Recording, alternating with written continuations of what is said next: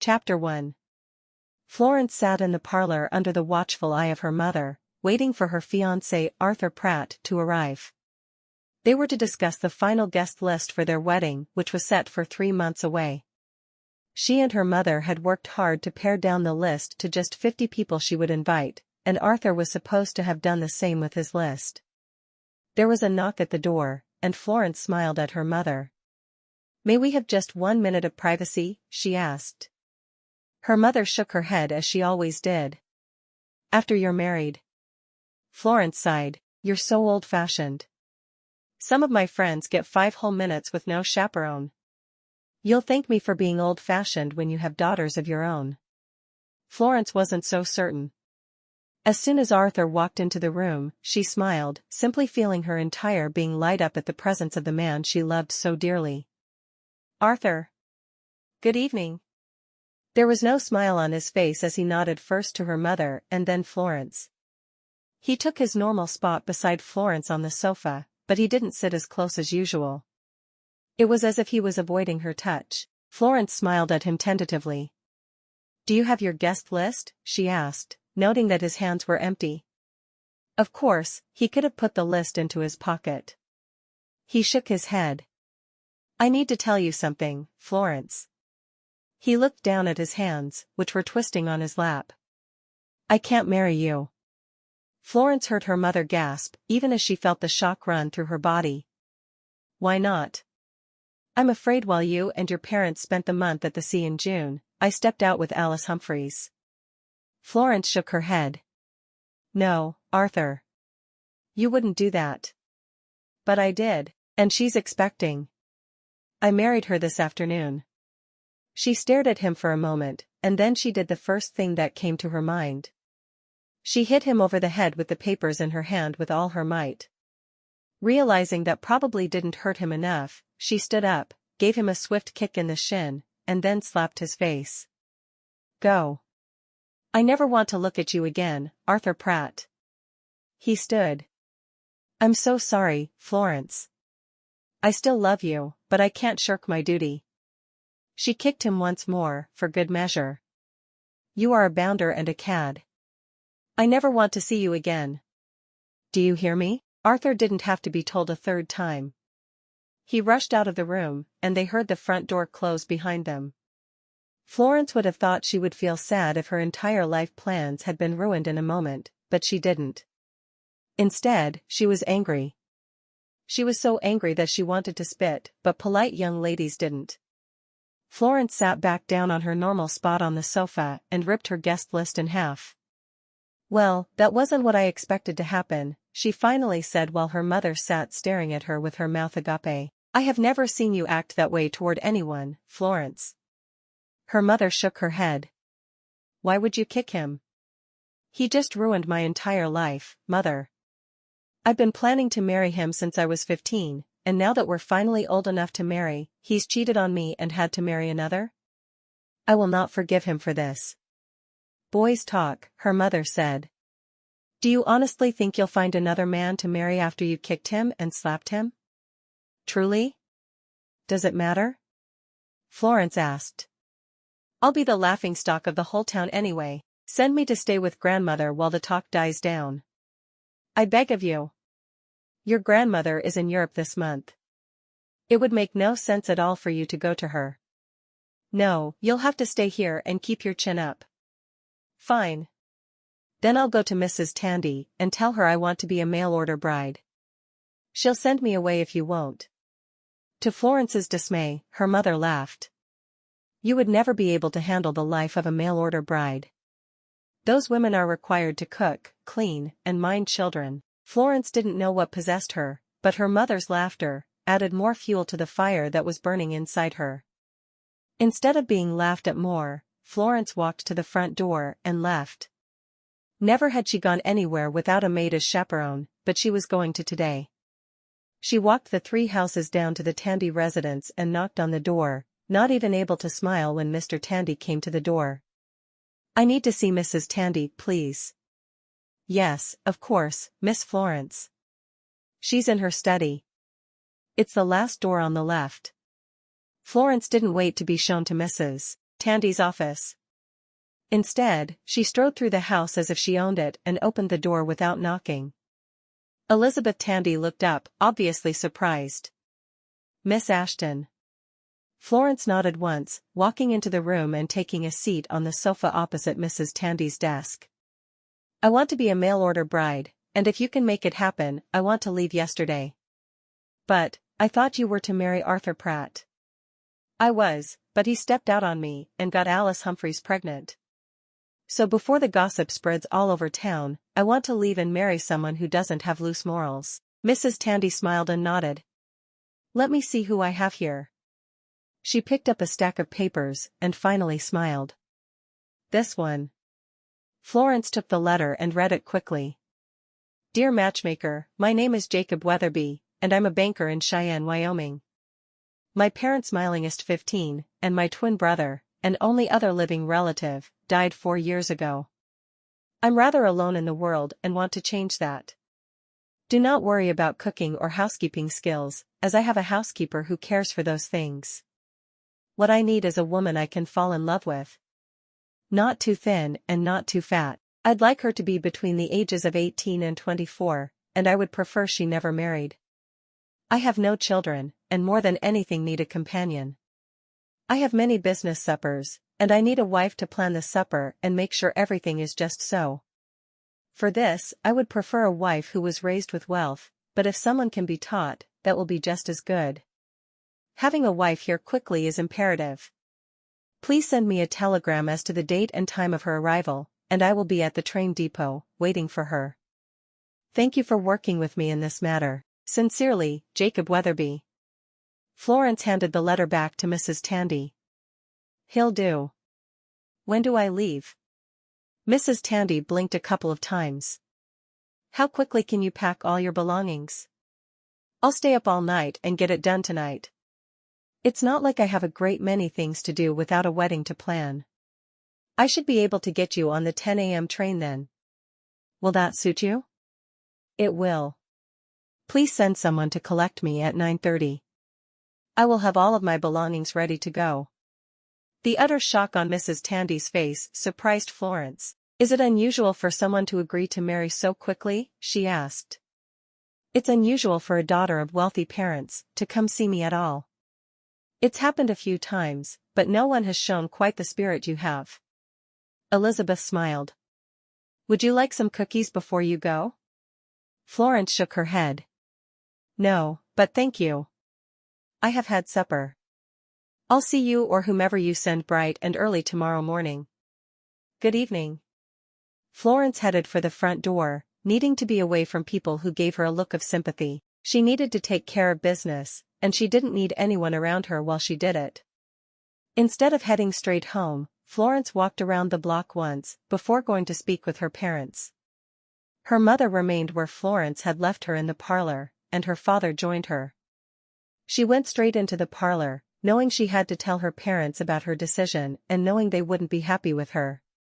That was all right, though, because she wasn't happy with anyone or anything then. They could all be miserable together. She walked in and sat in an empty chair, looking between her parents.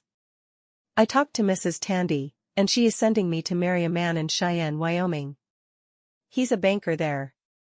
I'll be leaving in the morning, and plan to spend the night packing, and then I will hopefully sleep on the train tomorrow." Her father nodded. "I think that's a good choice. You're embroiled in a scandal, and I want it touching the three of us as little as possible." Her mother shook her head. "But you don't know how to cook." "He has a housekeeper." "I won't be cooking. I won't be cleaning. I'll be planning parties and being a good hostess, just as I would have done if I'd married Arthur. The man's name is Jacob Weatherby." Her father nodded. "All right." He looked at her mother. "Susan, I would appreciate it if you spent as much time as you could tonight helping our daughter pack for her trip to Cheyenne. But, she can't just marry a stranger. She's been raised to be pampered and loved, not to work herself to death." Her mother looked truly fearful for her daughter. "He's expecting a young lady raised in wealth," Florence said. "I'm certain I'll fill his needs beautifully. Now I'm going upstairs to pack my belongings." Thankfully, her trousseau was already finished and packed into 3 large trunks. She would be able to get the rest of her belongings into another 2 or 3. It would be work, but it wouldn't be nearly as hard as it could have been. Putting action to her words, she stood and went upstairs. She didn't care what her parents thought of what she was doing. It was her life, and she was going to live it to the fullest. Upstairs, she opened another of the trunks her parents had bought for her to pack all of her belongings into for the move to Arthur's place. Even though she wasn't packing as she'd planned to pack, she was doing what she needed to do. She'd be Jacob's wife in a week, and she looked forward to the opportunity to show off her skills in party planning. Before her mother joined her, she had finished packing up the first trunk and was working on the second. She had more clothes than she'd realized, and she ran her hand down the front of her wedding gown before carefully packing it in tissue paper and putting it at the bottom of her trunk. She had few personal things she cared to take with her, mostly consisting of childhood memories. There was a china doll whose eyes opened and closed, dressed in a pink silk dress, a handful of her favorite books, and a small jewelry box filled with all of the jewelry she had collected over the years. Most of what she had to take with her were clothes. Thankfully, she had all new clothes as she'd gotten ready for her wedding. Nothing would be needed before her trip.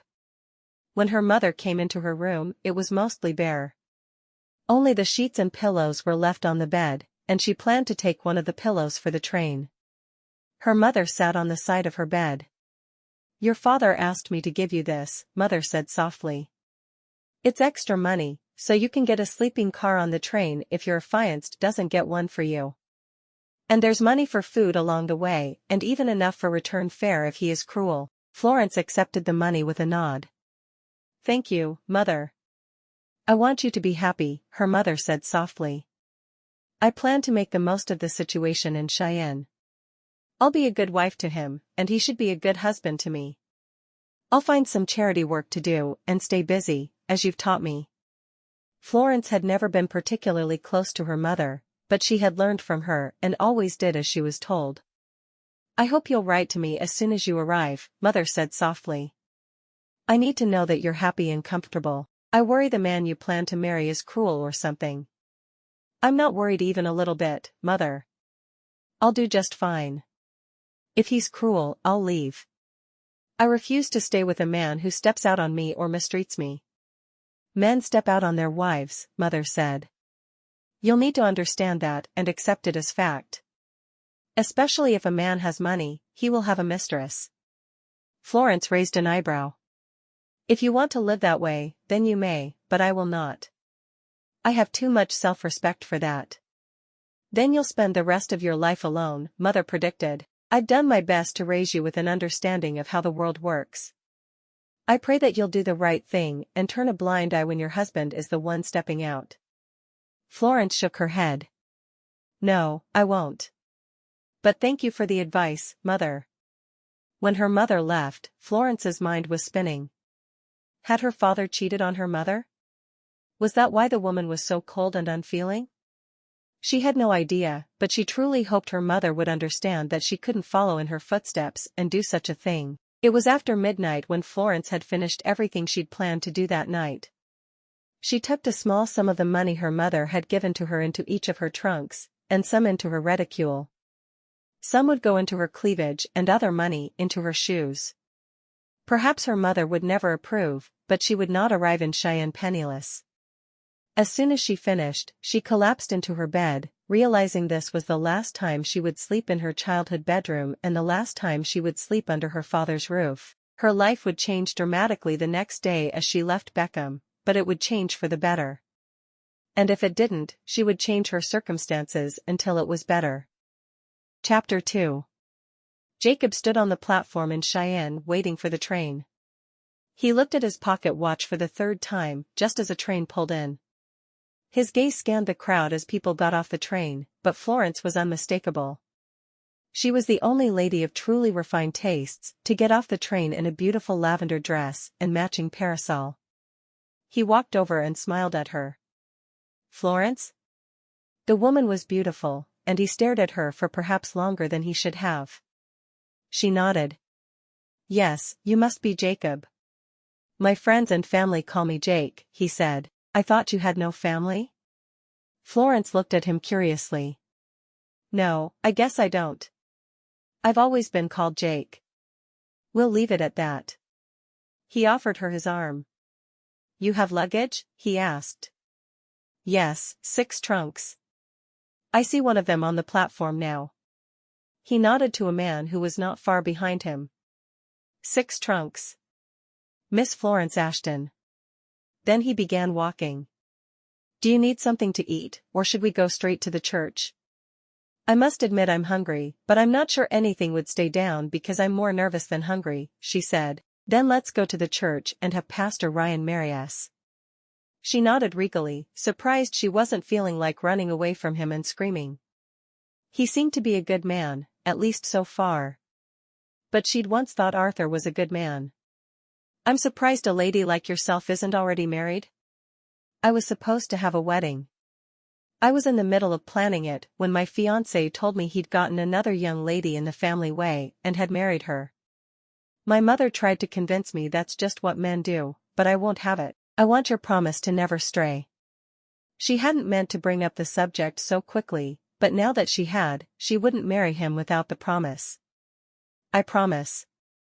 And now I expect the same promise from you. She smiled, just a tilt of her lips. I promise as well. I'm glad that's out of the way, he said, wiping fake sweat off his brow. As am I, she said, not joking at all. How far is the church? He pointed to a building just ahead. Right there. It's our church and school. I see. Wonderful. We'll marry, and then I'll beg you to feed me. You won't still worry about the food coming back up if we're already married when you eat. That's right. Until we speak our vows, there's always the chance you'll tell me you're already married or something of the sort. I have no desire to be married to a man who is already married or who is in a physical relationship with another woman. You'll be happy to know I'm neither of those things, he said, opening the door to the church and waiting as she walked through. Once they reached the front of the church, a pastor was there to lead them through the ceremony. I brought my wife and her sister as your 2 witnesses, the pastor said. Florence nodded. Thank you, Pastor.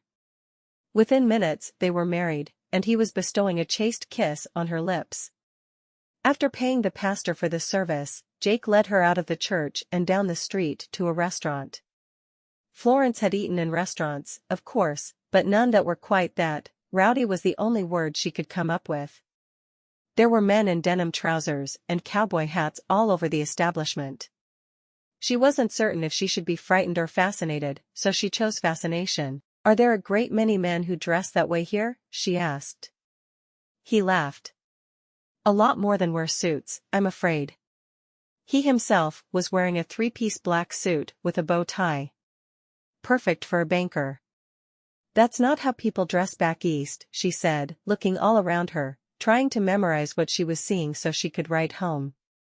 Her best friend, Mary Jane, didn't even know she was leaving, so she would need a letter quickly. No, but it's a different world out here. Our economy is based on ranching, and men dress for their work. I'm certain I'll get used to it soon. I'm certain you will too. He picked up his menu and read over the offerings as she did the same. What do you want to have? He asked. I believe I'll have a hamburger. I've read about them and always wanted to try one, but my mother said they weren't ladylike. Would you mind? He shook his head, trying to hide his amusement.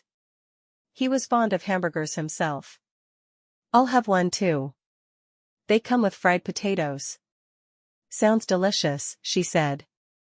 Of course, she'd never had fried potatoes, but she'd watch how he ate his, and she would do just fine. He gave the waiter their order, and he said he'd be back in a moment with water.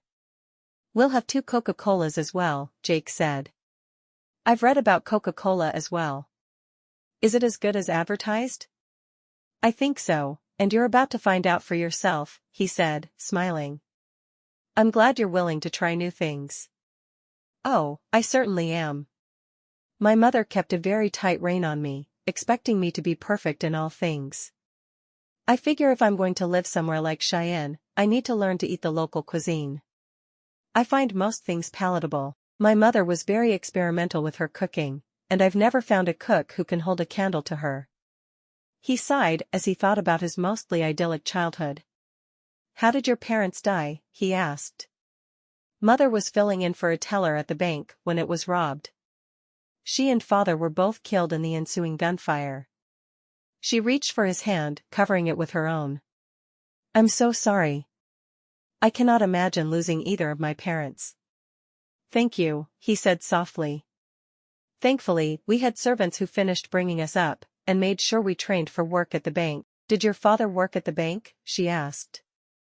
My parents owned the bank, he told her. And then my brother and I owned the bank. And now I own the bank. What happened to your brother? Jesse? He was out taking a walk, and a hunter's bullet hit him by mistake. It sounds like you've had more than your share of misfortunes, she said. I truly hope the rest of your life is better than the life you've had so far. I hope so too. But how could it not be better, considering it is starting by marrying you? He asked, a smile on his face. You're very sweet, she responded. And handsome. Well, thank you. After lunch, I'll take you home, show you around, and then I have a meeting at the bank at 4. I'm sorry I couldn't cancel it, but it's a very important meeting. That's all right. I understand that men have busy work schedules, and it's a woman's job to make her husband's life easier, not harder. Complaining about your work hours would only make your life harder. I'm glad that's your attitude. Their burgers arrived then, and he showed her how to pick up the burger by holding the bread on either side of the meat. Then he put it to his mouth and bit right off of it, not even cutting a bite off. She copied his movements, carefully holding the burger so as to not lose anything off the bread, and she took a big bite of it. She chewed slowly and smiled. Oh, that's delicious. I think so too, he said, wiping his mouth with a napkin. Then he picked up one of the pieces of fried potato, cut into long strings, and popped it into his mouth. You're going to love the potatoes too. He watched as she did same as he had, picking up the potato and putting it into her mouth and chewing it thoroughly. Oh, that's delicious too. He grinned. I'm glad you think so. It's one of my favorite things to eat, though my housekeeper refuses to make hamburgers and fries. She says they're for the lower class, and I shouldn't be eating them. So we'll have to sneak here to get them. Easy enough, she said, winking at him. He laughed, loving her playful nature. This was a woman he could spend the rest of his life with and never even think about straying. She had spirit, and that's what he'd been looking for in a wife. After paying their bill, he offered her his arm, and they left the restaurant to walk through the busy streets of Cheyenne. He pointed out a few places she may wish to go along the way, including a store that was just for clothing.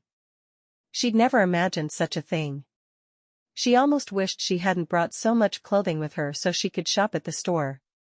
He led her through the streets, which all seemed to be filled with men who either owned or worked cattle, to the largest house within seeing distance. He opened the door and smiled, happy to finally be bringing a bride home to the house he'd grown up in.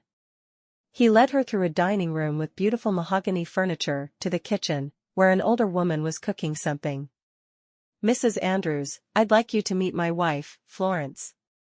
Florence, Mrs. Andrews raised me as her own after my parents died. It's so nice to meet you, Mrs. Andrews, Florence said, smiling and nodding at the woman. And you, Mrs. Weatherby. I do hope we'll become friends. I hope so as well. I am glad there's someone else to cook around here. I've done little cooking myself, and I'm afraid I'd be lost if left in a kitchen alone. Mrs. Andrews smiled. Cooking is my job. If you ever want something special, you just let me know. Feeling mischievous, Florence said, I'd really love a hamburger and potato fries. Could you make those sometime soon? I'd be happy to, Mrs. Andrews said. As soon as hell freezes over. Florence giggled at the other woman's response. Jake told me how you feel about cooking those things, so I just had to tease. I can see we're going to get along very well, Mrs. Andrews said to Florence. I'm making chicken, mashed potatoes, gravy, and broccoli for supper. Does that suit you, ma'am?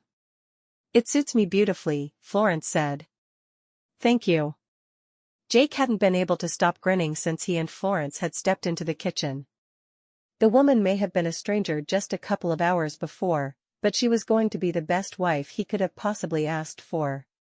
He could feel it in his bones. Let's leave Mrs. Andrews to her cooking, and I'll show you the rest of the house. He took her through 4 parlors, one a musical parlor, one filled with beautiful art, and one simply called the blue parlor. I usually use the front parlor for every day and the blue parlor for guests, he said. That works for me. She looked up the long staircase. Is there a bathroom? 2, actually, he said. One downstairs and one up. Come, I'll show you. Florence was relieved. She'd gotten so used to having an indoor bathroom, she wasn't certain she could adjust to an outhouse. After showing her the downstairs bath, he led her up the stairs to the upstairs bath, and then he opened a door wide. Inside was a huge bed as well as a dresser and an armoire. I'm not sure all your clothes are going to fit, he said. We may need another armoire. We may, she said, refusing to apologize for her clothing. Why should she? He grinned. I had Albert put all your trunks on the other side of the bed. If you need help unpacking, I'm certain Mrs. Andrews would be happy to help. Thank you, she said. The room is beautiful. That bed is going to look a lot better to me with you in it, he said, winking at her. Well, I'll certainly get into it at the first opportunity then. Even with a sleeping car on the train, I'm afraid I didn't sleep well. He frowned. You should nap while I'm at the bank this afternoon then. There's nothing else you need to do. Except unpack 6 trunks, she said with a smile. But I may take you up on that nap first. Please tell me we're not entertaining guests tonight. Oh, no. Not until next week. Good, that will give us time to get used to each other's habits first. Florence was most excited about getting used to him in bed. She knew it wasn't something a proper young lady thought about, but she wasn't a proper young lady either. She was simply Florence. He smiled and nodded. That's what I was thinking. He eyed her curiously for a moment and then asked what he'd wanted to ask since the church. May I kiss you again? A real kiss this time? I'd like that, she told him, tilting her head up to look into his deep brown eyes. He lowered his head and lightly brushed his lips against hers, but then deepened the kiss. He tilted his head to the side and his tongue traced her lips. She gasped when she realized what he was doing, and he took that as an invitation to explore her mouth more deeply. When he lifted his head 5 minutes later, she was out of breath, and he was out of focus. For a moment she wondered what had just happened to her, as she felt something aching deep inside her. She stood looking up at his blurred face for a moment, but then she went back into his arms, this time initiating the kiss herself. Finally, when he released her once more, he shook his head. You pack a wallop, Mrs. Weatherby. As do you, she said softly, wishing they had time to make use of the bed right then. I have to go to the bank, but I'll be home soon. And after dinner, we're coming up here, and I'm having my way with you. Are you sure I won't be having my way with you? She asked, feeling daring. He chuckled. We'll have our way with each other, and we'll both enjoy it immensely. Is that so? It is. I've decided. He kissed her forehead. Get that nap. I want you alert tonight. With that, he left the room, and she watched him go, clinging to one of his bedposts. How did she already feel so much more for Jake than she'd ever felt for Arthur? Chapter 3. Florence took the opportunity to nap while Jake was gone, but first she dug through her trunks until she found the one with the nightclothes she'd had made for her honeymoon. When she found the gown she'd planned to wear for her wedding night, she laid it on top of everything in the trunk, and then closed the lid so Jake wouldn't see it. She wanted to make him swallow his tongue on their wedding night, which was happening just as she'd wanted it to. It was Thursday, so they would soon have the weekend to look forward to. She crawled between the sheets of his bed, fully clothed, needing sleep more than she needed anything else the world had to offer. When she closed her eyes, her body took her back to the kisses she'd shared with Jake a short while before. She wasn't sure what it was, but his kisses had her feeling more than Arthur's ever had. Hopefully, she'd married the right man. At that moment, it certainly felt like it. She woke to Jake entering their bedroom, moving silently. He'd kicked off his shoes, but she still heard his walk through the sleep-hazed world. "Is everything all right?" she asked, feeling guilty about him catching her in a nap, but she'd needed the sleep badly enough that she pushed the guilt away. "Yes, it's just time for supper, so I thought I should wake you." "Did I really sleep for that long?" she asked. "You were tired," was his only response. He offered her a hand to help her from the bed. He wasn't certain if he was supposed to or not, but if he offered a lady a hand when she was standing from a seated position, it only made sense to him that he did the same from lying down. "Are you hungry?" To her surprise, she was. She took his hand and got out of the bed, a little embarrassed when her skirt rode up higher than was acceptable, but then she remembered this man was her husband, and he would be seeing a great deal more in just a few hours. "How was your meeting?" she asked, putting her clothing to rights. "It was good. Now I don't have to work until Monday." "You don't work Fridays?" she asked, surprised. "I don't work the day after I marry. I felt bad enough going in for an hour today, but it was necessary. The young lady who I met with needed funds immediately." For a moment, Florence worried about him meeting with a young lady, but she told herself he could have married the other woman if that had been his inclination. "I'm glad you met with her then," she said, not letting jealousy color her voice. There was no reason for her to be jealous. He'd married her, hadn't he? Noticing he wasn't wearing his shoes, she decided to go down to supper barefoot as well. Her mother would have been disgusted with her, but it felt good to be barefoot sometimes. "I can't wait to try Mrs. Andrews's cooking. Our cook back home was very fussy, and he only fixed dishes he considered high class enough for the family. I do hope Mrs. Andrews isn't that way. The only thing I've not been able to talk her into making are hamburgers, but we can go out when we want those." Florence grinned at Jake. "I like the way you think." Jake smiled, pleased that they understood one another as well as they did. "Her chicken is wonderful, and you'll be treated to that tonight." "I'm excited. I feel like my culinary experience is going to be widened, and who could complain about that?" When they got to the dining room, there was a place setting at each end of the long table. It felt ridiculous to her, so she picked up her place setting and moved it at a right angle to his. "There. I don't think we should need to shout down the table at one another." "I agree. My parents did that, and it always made me wonder why they didn't like one another. It was so odd to me. My parents were the same. I don't want to be that way, though." She was certain part of why her mother was so distant was her belief that men always had mistresses. She wasn't going to have that kind of marriage, and if her husband needed warmth and affection, he should seek her out, not a stranger. Mrs. Andrews seemed a bit surprised at the rearrangement of places, though she said nothing. She placed the meal on the table, and they were to serve themselves, which Florence liked better than how the cook had done things back home.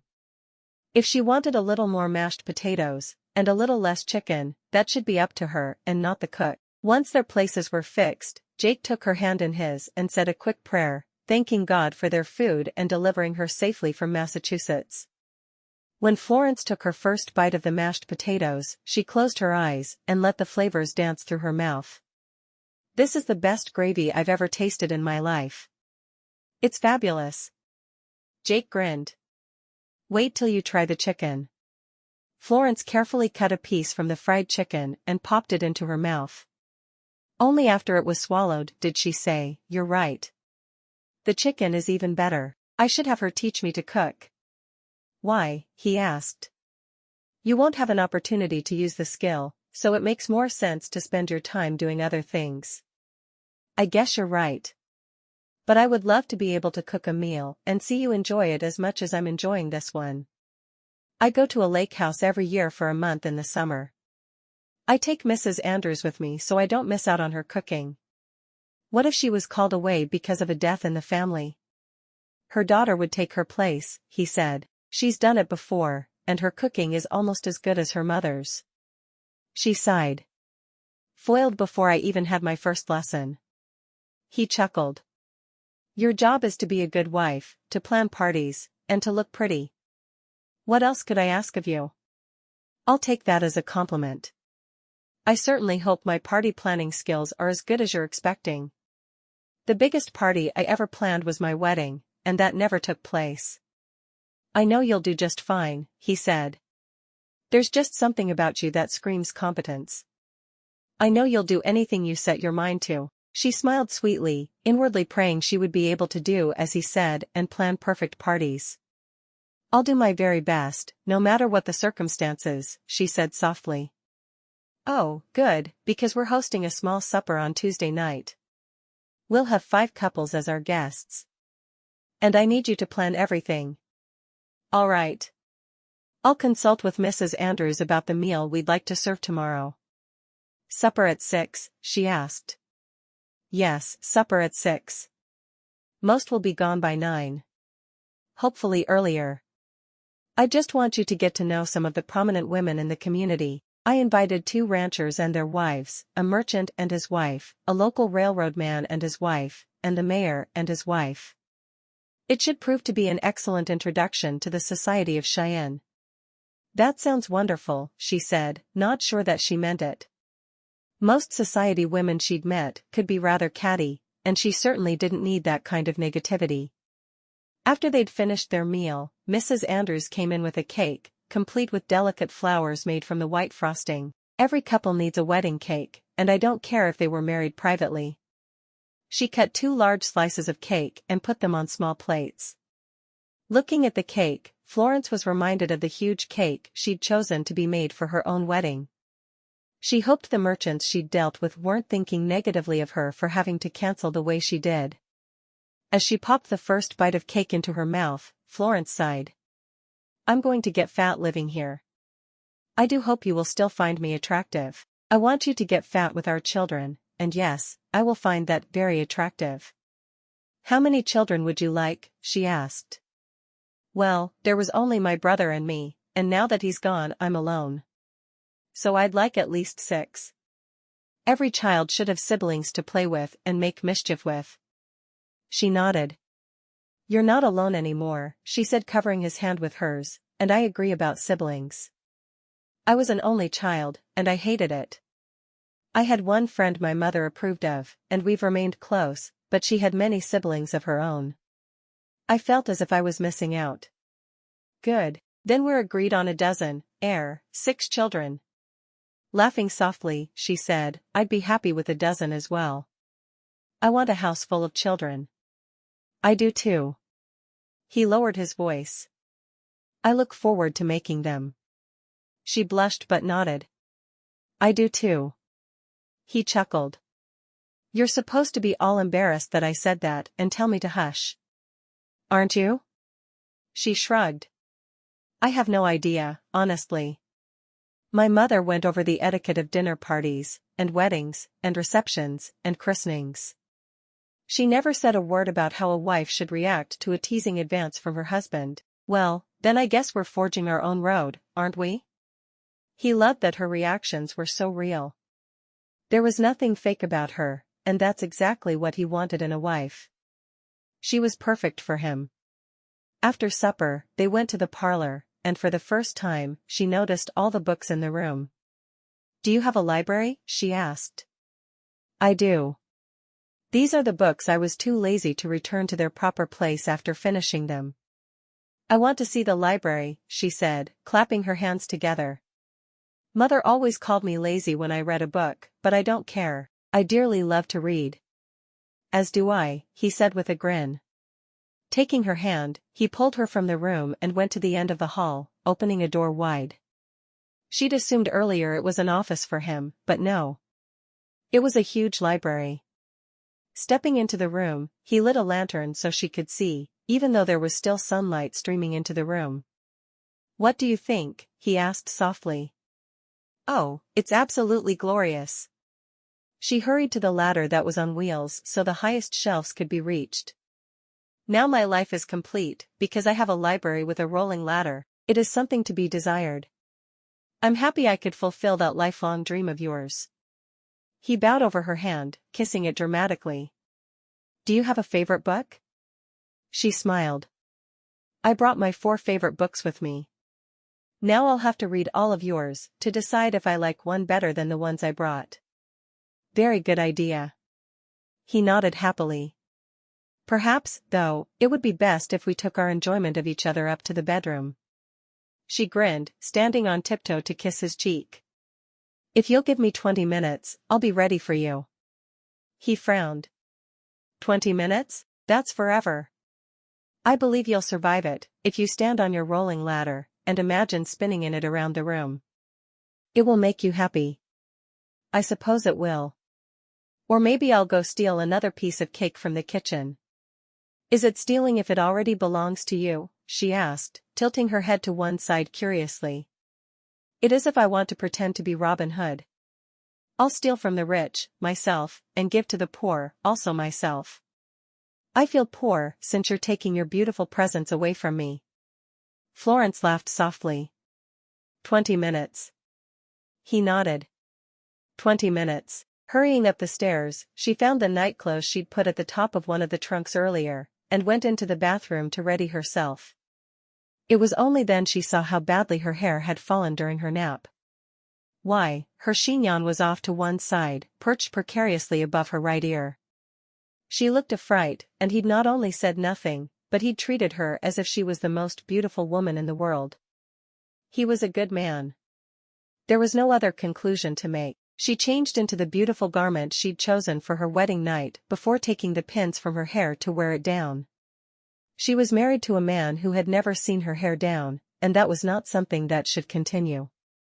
As soon as she was finished with her hair, she went back into the bedroom, glad that the two rooms were connected as they were. It made it a great deal easier to move back and forth without venturing into the halls where a servant could possibly see her. She went to one of her trunks and took out one of the books she'd brought with her, sitting in an armchair, planning to read until Jake joined her.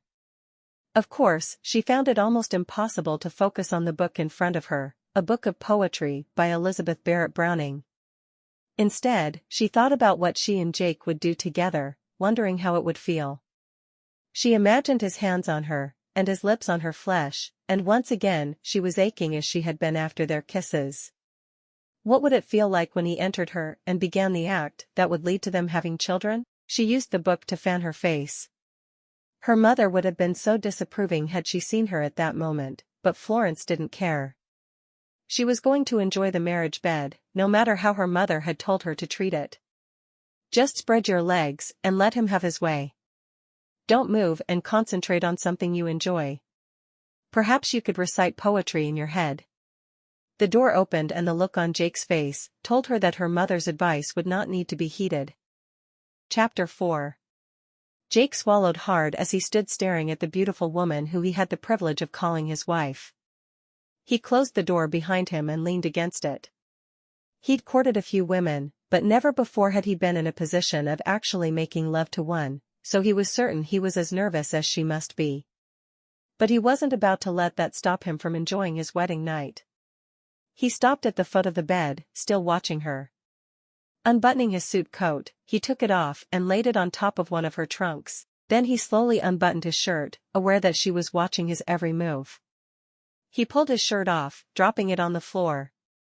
He'd never had less desire to be neat in his entire life. That left him in just his pants and his underthings, but he'd wait to take those off until he was ready to do so. Walking to the chair where she sat, holding a book that she obviously wasn't reading, he took the book from her and helped her to her feet. You are beautiful, Florence. She smiled nervously, having to remind herself that she was going to be a willing participant of her wedding night and not just lie there with her legs spread as her mother had encouraged. Reaching out one tentative hand, she felt the muscles of his chest under her fingertips. What keeps you so fit? She asked, finding she rather enjoyed touching him. Her body ached where they would soon join, and she found she secretly enjoyed the ache. He frowned. I do some boxing at a gentleman's club in town. I like how you feel, she said softly, surprised that he wasn't touching her as of yet. I have a feeling it's going to be mutual, he said, his lips twisting into a smile. Feel free, she said, taking another step closer to him and pressing her body against his, with only the thin layer of silk between them.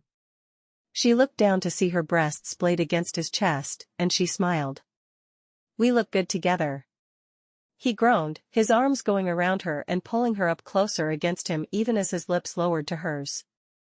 The kiss was just as passionate as the one they'd shared that afternoon, but with one difference.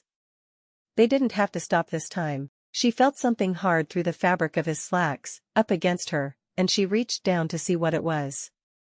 To her surprise, he groaned loudly, removing her hand. Things are going to happen much too quickly if you touch me there. Looking into his eyes in confusion, she asked, "What am I touching?" He choked. "You do know how babies are made?" he asked, worried he would have to explain it to her, and he had no desire to stop what they were doing for a conversation. "I do. That's the part of me that will go inside you," he said, thankful the conversation would not be had. "Oh, it feels bigger than the baby boys I've seen." He smiled. "It grows as a boy does." "Oh, I see." She felt stupid for having asked the question, but he seemed to be happy to answer it. She thought once again about what a good man he was. He pulled her to him and kissed her once more, this time trailing a line of kisses from her mouth, across her cheek, down the side of her neck, and stopping at her cleavage. "I think this needs to come off," he said, pulling at the negligee she wore. She didn't protest and even stepped back, lifting the offending garment over her head and throwing it on the floor. "Better?" she asked. "So much better." He stood for a moment, just staring at her standing before him in absolutely nothing. "Well, then it's my turn, isn't it?" Her hands went to the buttons at the front of his trousers, and she carefully liberated each button, watching her fingers as they worked. She couldn't wait to see that part of him that she'd felt against her. As soon as she pushed his pants down just a little, out sprang something that surprised her more than a little. "Very different than a baby boy's," she said, looking down at it. He pushed his pants the rest of the way to the floor, making sure to catch his underwear with them. Then he lifted her into his arms, depositing her on the bed. "Maybe we should see how well we fit together," he said, grinning at her. "Maybe, in a minute." He sighed. "Why in a minute?" "I want to feel it first." She rose to her knees above him and reached out to touch the part of him that had surprised her so. Running her hand over it, she smiled. "It feels like it's stretching to meet me." With one motion, he rolled over, pushing her to her back. "Enough of that. I want you to enjoy this just as much as I do," he said. His hand moved between her thighs, and he stroked her there, surprised to find moisture there already. He didn't know if she was ready for him, but he did know he couldn't wait another minute. He covered her body with his and slowly pressed inside her. She let out a gasp of pain, and pushed against his shoulder for a moment, but he just kept pushing into her. It was all he could do to hold still as she squirmed under him, but he was able to control himself. "It shouldn't hurt for long," he said. "And only this once." The words had her looking into Jake's face, and she could see he was in pain as well. "Are you sure?" "That's what I've been told." "Is it easing now?" he asked, flexing his hips just a little, praying for the self-control to remain still until she was ready for him to move. She nodded. "I think so." He moved a hand between them to toy with her, hoping it would make her want more from him. When she arched up into him, he groaned, knowing his control was spent. He pulled out just a little and sank back inside her. "That felt good," she said, her voice filled with astonishment. He pressed his lips to hers once more, as he began the age-old rhythm between men and women. He spent his seed much too quickly, but she didn't seem to mind, curling against him as he rolled to his back. "That wasn't nearly as bad as I thought it would be," she said softly. He chuckled. "It'll be better next time." She sighed contentedly, her head on his chest. "My mother told me to spread my legs and think of something I enjoyed, but all I could think about was how it felt to have you moving inside me. She would be so disappointed in me." "I'm not," he said softly. "I want you to enjoy what we do together." "You won't think I'm wanton?" she asked. "A woman should be wanton when she's in bed with her husband," he said, having no idea if he was telling the truth or not. He only knew what he wanted from his wife.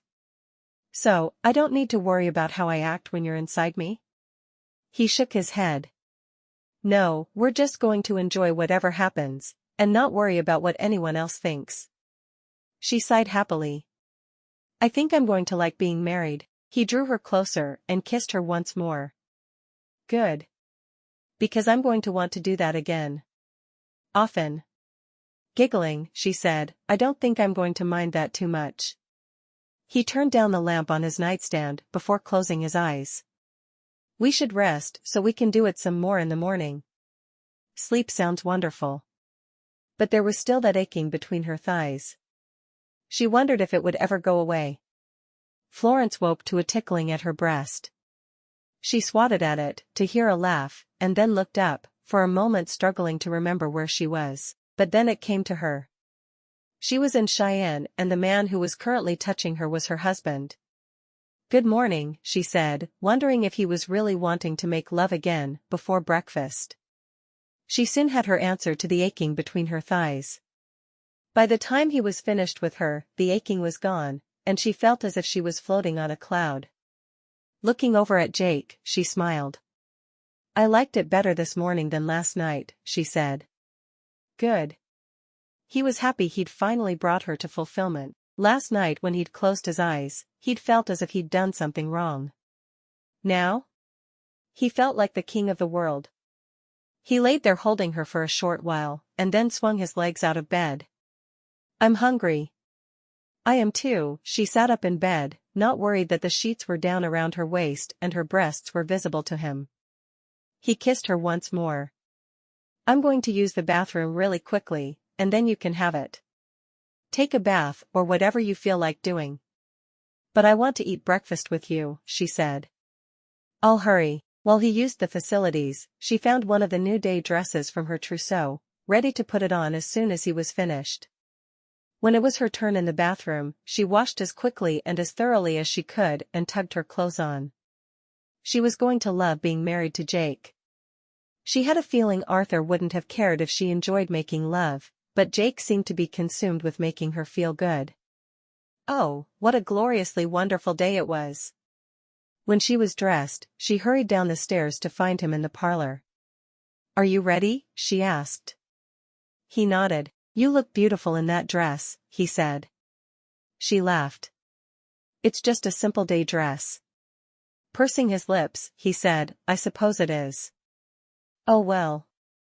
I'll always prefer you without a dress at all. In the dining room, Mrs. Andrews was just putting breakfast on the table.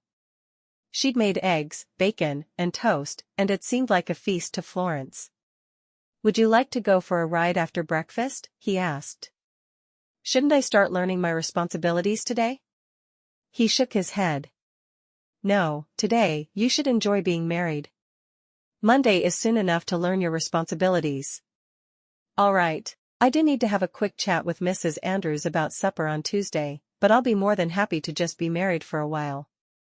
Breakfast was delicious, and immediately after, Florence ran upstairs to put on her shoes. She was excited to go for a buggy ride with Jake. It would be fun to see the city before she was left to her own devices. Going outside, she saw Jake speaking with an older man, both of them beside Jake's buggy and horses. When Florence joined Jake, he said, This is Mr. Andrews. He's my groundskeeper. Anything Mrs. Andrews doesn't do, Mr. Andrews does. It's so nice to meet you, Mr. Andrews, she said. Mr. Andrews removed his cap and nodded to her. Mrs. Weatherby. If there's anything I can do for you, let me know. I will. Florence said. The men finished their conversation and Jake helped Florence into the buggy. I thought I'd give you a quick tour of the city. Oh, I would love that so much. He drove them down the main street of the town, showing her the general store, the dressmaker, and the hatmaker. She was fascinated by the town. It was around the same size as Beckham, where she'd come from, but the people dressed so differently. Here, all the men wore cowboy hats, though back home, they'd worn more traditional European hats. And the number of men wearing denim trousers was a shock to her sensibilities. I thought we'd try the other restaurant in town for our lunch today, he said. They have this meal called country fried steak that I really enjoy, and with as much as you liked the hamburger yesterday, I think you'll be happy with a country fried steak as well. I'm excited to try it. She didn't really care what she ate, as long as she was with Jake. It was surprising to her how after just a day in this man's company, her feelings for Arthur had seemed to have completely left her. Jake was a better man by far, and that was very obvious when she compared the two men in her mind. Pulling up in front of the restaurant, he helped her down from the buggy, and they went into the establishment. This place was even more casual than the first.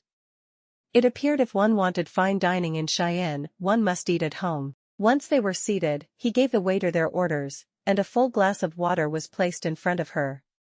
"How soon will it get cold here?" she asked. "It's already going to be September next week." It didn't seem right that school was starting so soon, and it was her first year since she'd finished school. "Oh, it could snow in September, or it could wait until November. You never know what the weather will do." Jake took a sip of his water, but she'd noticed he hadn't taken his eyes off her since they sat down. As she looked around the room, she saw plenty of fashionable ladies that were near her age. "Why did you send for a mail-order bride?" she asked. "I would have thought it would be easy for you to find a bride here."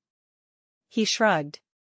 "There are more men out west than women, and I wanted to marry someone with no preconceived notions about me. It seemed like the smartest way to do things." Some of the ladies were watching them and giggling, which made no sense at all to Florence. Perhaps they knew she was a mail-order bride, and it made them think less of her. She didn't have any urge to meet any of the ladies, which saddened her. She had to find friends here. When the country fried steak was placed in front of her, she tried it, and smiled. "This is good. I've never had anything like this back east." It's a meal invented by the men on cattle drives. They found a way to use the tougher cuts of meat, and they'd still be good. "Will Mrs. Andrews make this?" she asked, already looking forward to the next time she was able to eat it. "Yes, she will." Florence smiled. They'd be able to have it again soon. Chapter 5. The entire weekend was spent getting to know one another and making love. Florence was thrilled Jake had chosen to take the weekend off, so they could have the time to really feel like they knew one another. On Tuesday, Florence spent the entire day getting ready for the supper party that evening. She worked with Mr. Andrews to find the best flowers from the garden to garnish the table and the blue parlor, where they would entertain their guests that evening. She poked her head into Mrs. Andrews's kitchen one time too many, and the woman told her she needed to find something else to do. "I don't know how you expect me to get anything done." "Are you sure there isn't something I can do to help?" "I'm certain." "Why don't you go find a book in the library and read for a while?" Mrs. Andrews asked. "I'll go finish putting my clothing away upstairs," Florence said. "I will need another armoire like the one that's already there. There's a furniture maker in town who will be happy to take care of that for you. I'll send Mr. Andrews now." It was strange to Florence for a woman to call her husband Mr. Anything, but she knew her mother had done the same. There was no way she would ever call Jake Mr. Weatherby. No, she felt entirely too close to him to think of him as anything but Jake. Hurrying to her room to put her belongings away, Florence thought about the wonderful weekend she'd just spent with her new husband. To her, their marriage was absolutely idyllic, and she couldn't imagine feeling any other way than she did at that moment. Once everything was in its place, she took a long bath before putting on one of her prettiest evening gowns. She wanted to make a good impression on all of the people who would be there that evening. When Jake came home, he changed into his formal dress while she sat on the edge of the bed talking to him. "I'm nervous," she finally said. "Mrs. Andrews finally kicked me out of the kitchen because I was keeping her from getting anything done." He chuckled. "There's no reason to be so nervous. You're going to enjoy being around these people," he said. They were downstairs at 5:45, despite his insistence that no one would be early. "Everyone will be here exactly on time," he told her. "I have a feeling they sit in their buggies out front until their watches say 6, and then they all come to the door at once." She grinned. "I like that idea. If only I was a photographer, I'd take a photograph of them just sitting that way." He chuckled, pulling her to him and kissing her softly. "I'm excited to show you off." She couldn't stop smiling at him, happy that they were married. She couldn't imagine how any couple could go from the marital bliss she felt with Jake to having a cold marriage like her parents did. No, they would be happy forever. She was convinced of it. At 6, there was a knock on the door, and 10 people waiting outside. It was all Florence could do not to laugh. They'd just proved Jake's theory, even though it had sounded a bit demented to her. As he introduced her to each of the couples, she tried to guess who was whom. She was certain she'd found the railroad man and his wife, and at least one of the ranchers and his wife, but the other 3 confused her. The ladies all seemed as if they were looking down their noses at Florence, which surprised her. She would have thought the ladies in town would have wanted to be close to the banker's wife. As little sense as it made to her, she kept her smile firmly planted on her face. They all went into supper together, and for once, Florence sat at the foot of the table, happy to have a chance to get to know the couple closest to her. "I'm so glad to have the opportunity to get to know all of you," Florence said. The woman beside her, Mrs. Whitaker, who she'd decided must be the railman's wife, smiled at her in a condescending sort of way. "It's nice to be able to meet the woman who was willing to marry Mr. Weatherby." She shook her head. "Jake's a wonderful man. Why wouldn't I want to marry him?" "Oh, you don't know?" Mrs. Whitaker asked. "I was sure someone would have told you by now. Do your servants not gossip like the rest of this town?" Florence kept her fake smile in place, but she was furious with this woman. "You are having supper in my husband's home. Do you really think you should be gossiping about him?" She was certain the words would put Mrs. Whitaker in her place. "Everyone in town knows." "It's not gossip any longer." "Knows what?" Florence asked, ready to kick the woman under the table, but she was certain Jake would not like it if she did so. "About his bastard child, of course. The boy and his mother get money from the bank whenever they want it. I saw her in there on Thursday afternoon, getting more money from Mr. Weatherby. I think he gives it to her to keep her quiet, but I don't know why he bothers. Everyone in town knows everything that happened." Florence smiled sweetly, trying to keep the shock of what she'd just heard off her face. "Don't you think it shows good character to take care of the child and its mother?" She was furious. How dare Jake hide a child and his mother from her? He'd had plenty of time to tell her, and he hadn't. It was like being in the parlor back home with Arthur telling her about his child all over again. Thankfully, Mrs. Whitaker was shocked by her response and taken aback. "You're not angry?" "Why would I be angry?" Florence asked. Now she simply had to wait until everyone was gone to kick Jake. And slap his face. And maybe do something else she wasn't able to think of yet. Oh, she could yell at him. That would work. And lock him from their bedroom. I suppose you don't have to be," Mrs. Whitaker said, though she turned to the woman beside her and began a conversation with her, obviously confused by Florence's reaction to her news. Florence did everything right for the rest of the evening. She smiled when she was supposed to smile and took Jake's arm as they led the others to the blue parlor. She watched as the men left the room for scotch and cigars, while she was left with the 5 women, who were all dying to give her more details about her husband's illegitimate child. He could have warned her. Then she wouldn't be quite so angry. She also would never have trusted him or slept with him.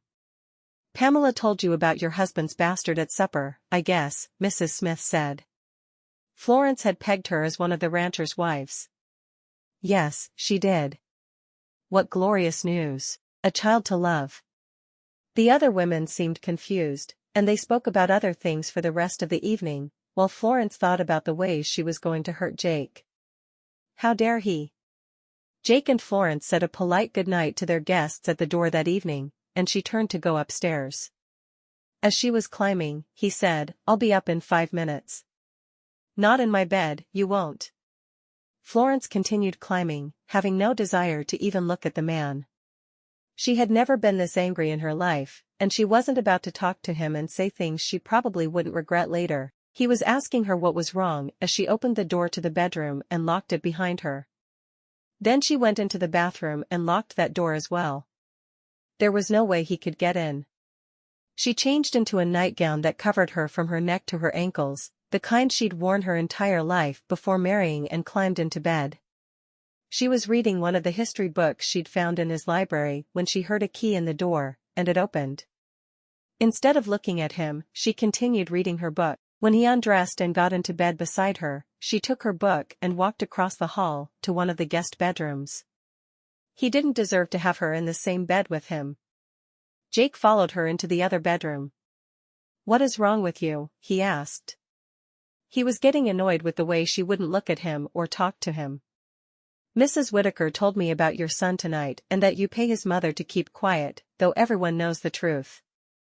I left Beckham to not be embroiled in a scandal with my philandering fiancé and his whore. I will not be part of a scandal with your whore here." She never looked at him, and her words sounded much calmer than she felt inside. He stood staring at her for a minute before nodding once and shutting the door to her room and going back to his own. She didn't deserve to hear the truth. As soon as he was gone, Florence gave up all pretenses of reading and closed her eyes and sobbed. It was bad enough when it had happened with Arthur, but she hadn't had the same feelings for Arthur she had for Jake. In less than a week, she'd fallen in love with him, and now she would spend the rest of her life being a laughingstock. Jake was worse than Arthur, because at least Arthur had the courage to tell her about his whore himself. Jake hadn't bothered.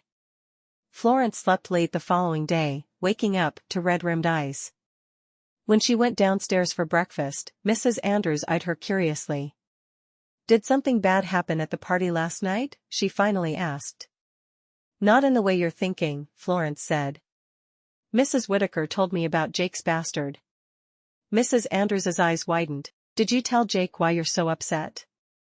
Florence nodded. "He should have told me about his bastard and the boy's whore mother himself." Mrs. Andrews gave Florence a furious look. "I do hope he'll find some way to forgive you, but I'm not certain it will happen.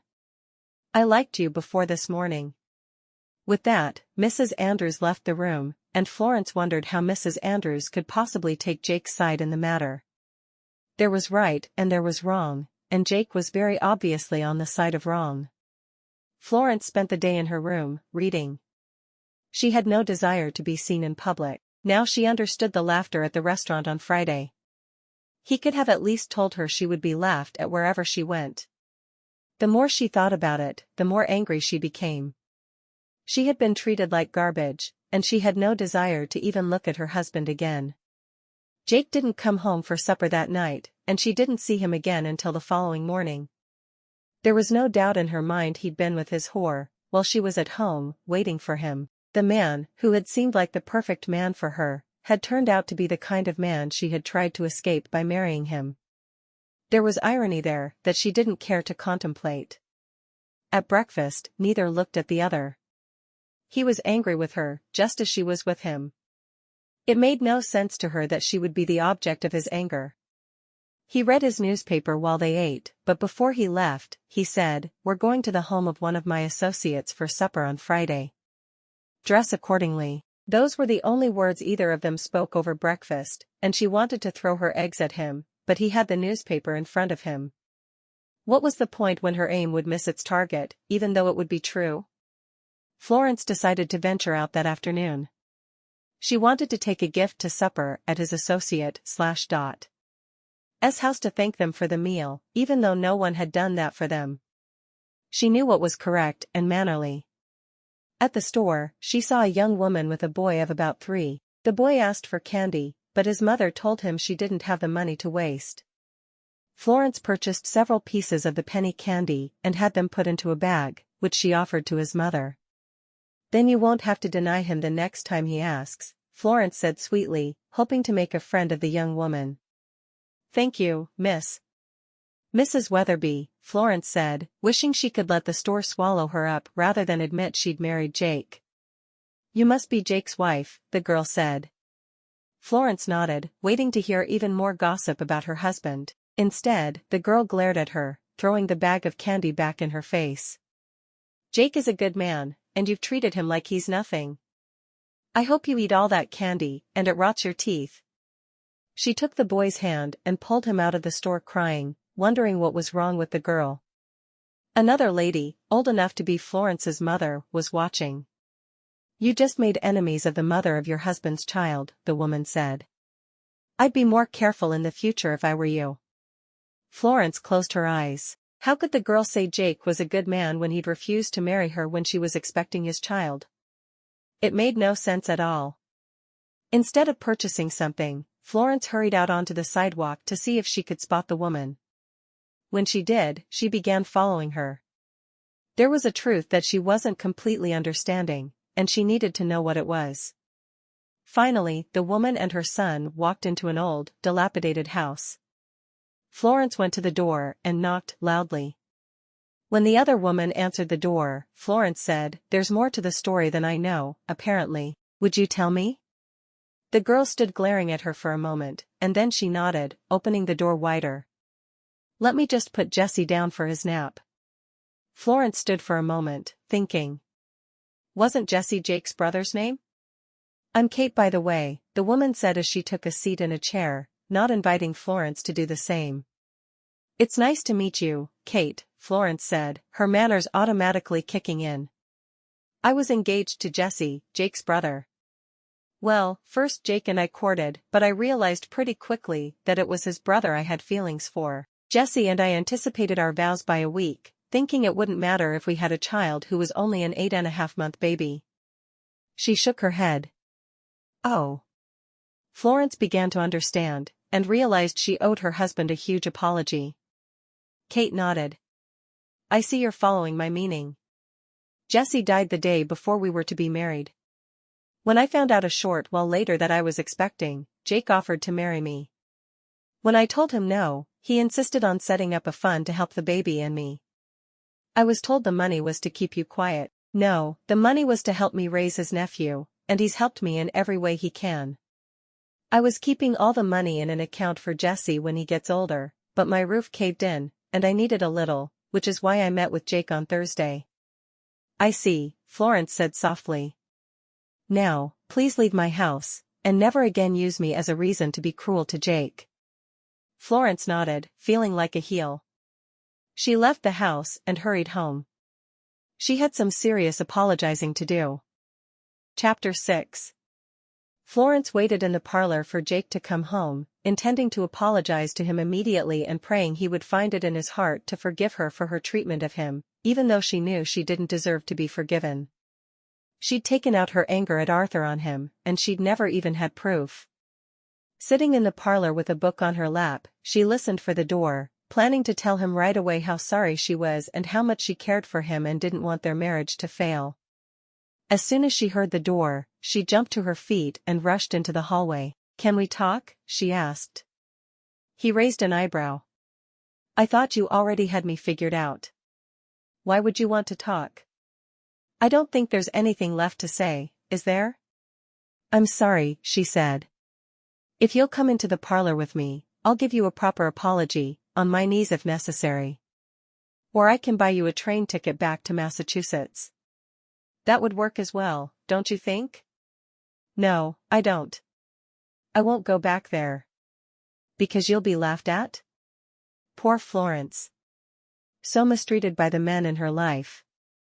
Florence shook her head. "One man mistreated me, but never you. You gave me nothing but affection, and in turn, I was terrible to you." "Yes, you were. I'm sorry, but an apology isn't enough right now. I treated you like a queen." "You did. And I threw it back into your face like some sort of shrew. I'll do whatever it takes to get you to forgive me." "Good luck with that." Jake knew he was being awful, but he felt that she deserved it. Never had he done a single thing to make her think he was less than trustworthy, and he would have told her the full truth if she'd only asked, but she'd drawn her own conclusions, the same conclusions everyone else in town had drawn. He'd been certain by bringing in a lady from the East to marry, there would be no more talk of his dalliances, and even if there was, he'd have a wife to side with him. He went up the stairs to change for supper, not bothering to worry about how she was feeling. He'd spent altogether too much time being the perfect husband.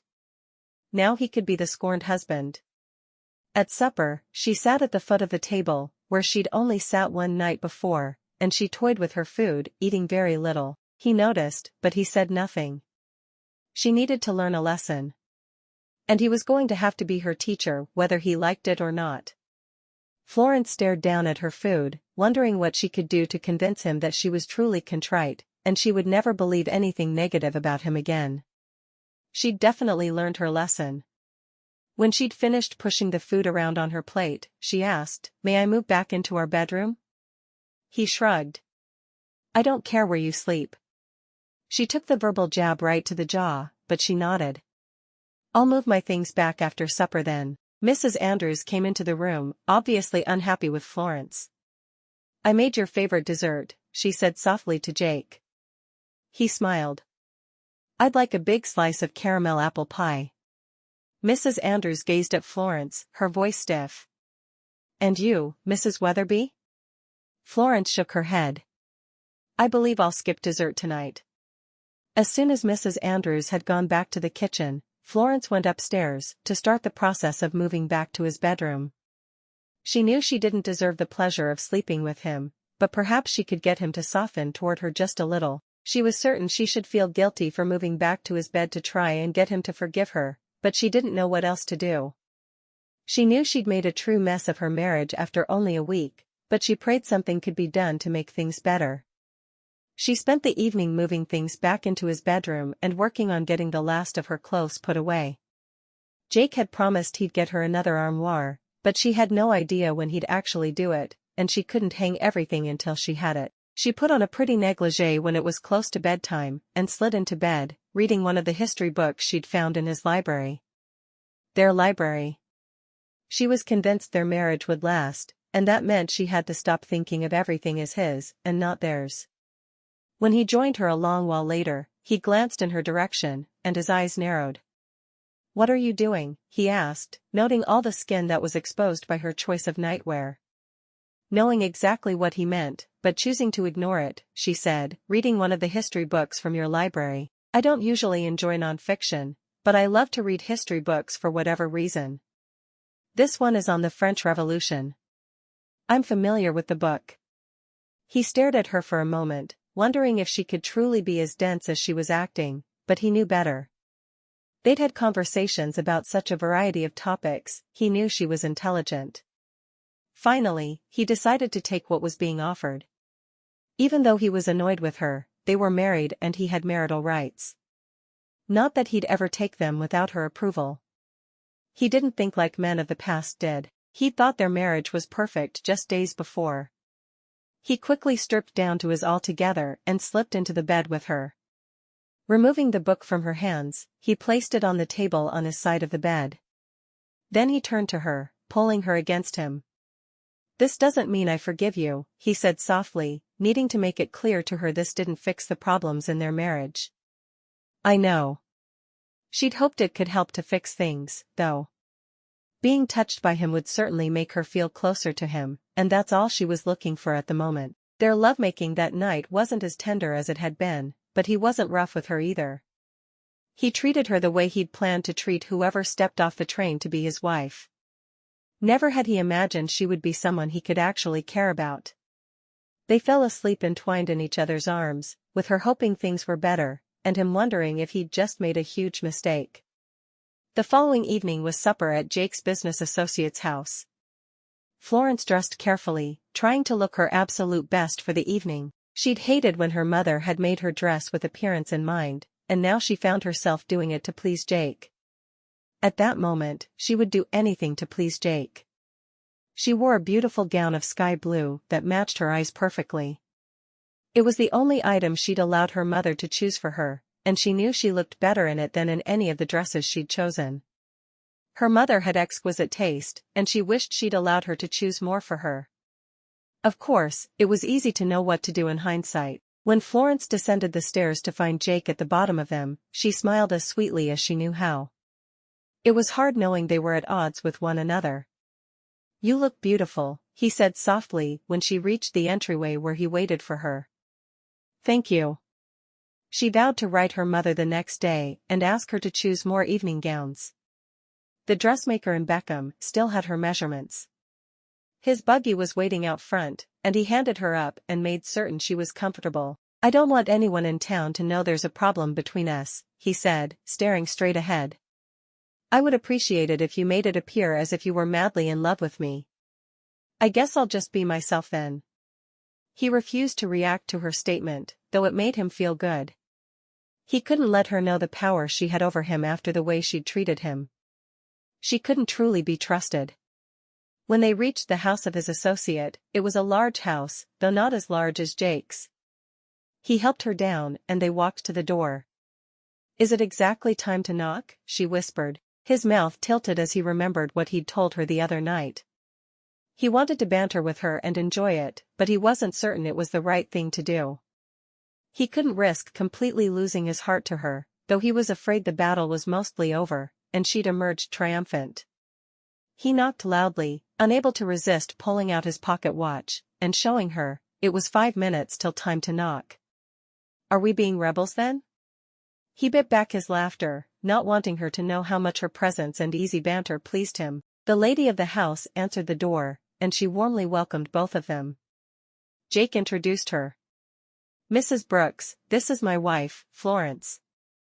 Florence, this is Mrs. Brooks. Jake was aware that Mrs. Brooks was one of the women who gossiped about him, but he'd risen above it for 3 years. He was certain Florence could follow his lead and do the same. Come into the parlor, Mrs. Brooks said. You're a little early, but I'm sure the others will be here momentarily. She led them to an immaculate parlor, and then left when there was another knock on the door. She said we were early, she noticed. Do you think she was holding up a pocket watch and waiting for the first people to knock? Oh, she must think us absolute cads for arriving early. Florence rested the back of her wrist against her forehead. He couldn't help but laugh. Shoo. They were joined by 5 other couples, before they were led into supper. She was seated between 2 women she'd barely met and readied herself for another supper.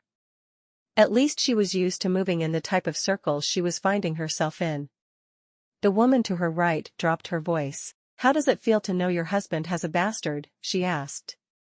Florence wasn't certain why the women of this town were so ready to attack her, but she smiled. Oh, it feels good.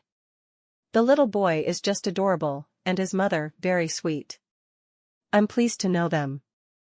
Mrs. White stared at her in shock. It doesn't bother you? Florence lifted one shoulder in a shrug. I don't know why it would. He didn't meet me until last week.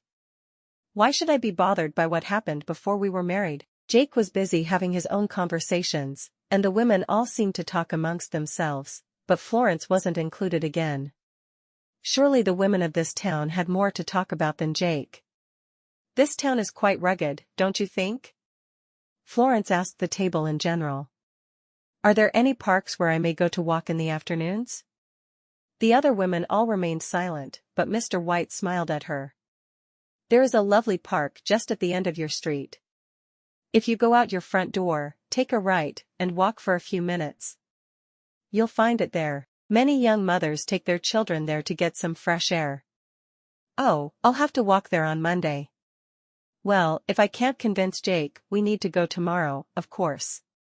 I do prefer not to leave the house without him at my side. And I would rather walk with you, my dear. We'll have to go tomorrow. I'd say Sunday, but we were naughty and skipped church last week, so we must go there to worship on Sunday. That sounds just wonderful. I'll have Mrs. Andrews pack us a picnic lunch. Mrs. White looked at Florence. A walk in the park is something we did often years ago. When Mr. White was courting me, of course. Since we've married, there have been few romantic gestures. Oh, how sad. Jake and I really enjoy being together, and he's ever so romantic. My heart leaps with joy every time he smiles at me. I do hope our honeymoon is never over. Jake couldn't help but smile at Florence's words. She was doing just as he'd asked, and acting as if everything was perfect between them. And for a moment, it was as if their fight earlier in the week had never happened. Unfortunately, the feeling left quickly. He'd married a wife who could act perfect in public, and that's what he'd requested. Though she was perfect in other ways as well. Chapter 7. On the way home that evening, Jake grinned at Florence, making her feel as if she'd just climbed the tallest mountain in the world. "I heard how you responded when Mrs. White asked how you felt about Jessie, and that was absolutely perfect." "Thank you." "Of course. I shouldn't have ever reacted any differently. And I appreciate that you made me sound like the most romantic husband in the world, even though I know I'm not." Florence sighed.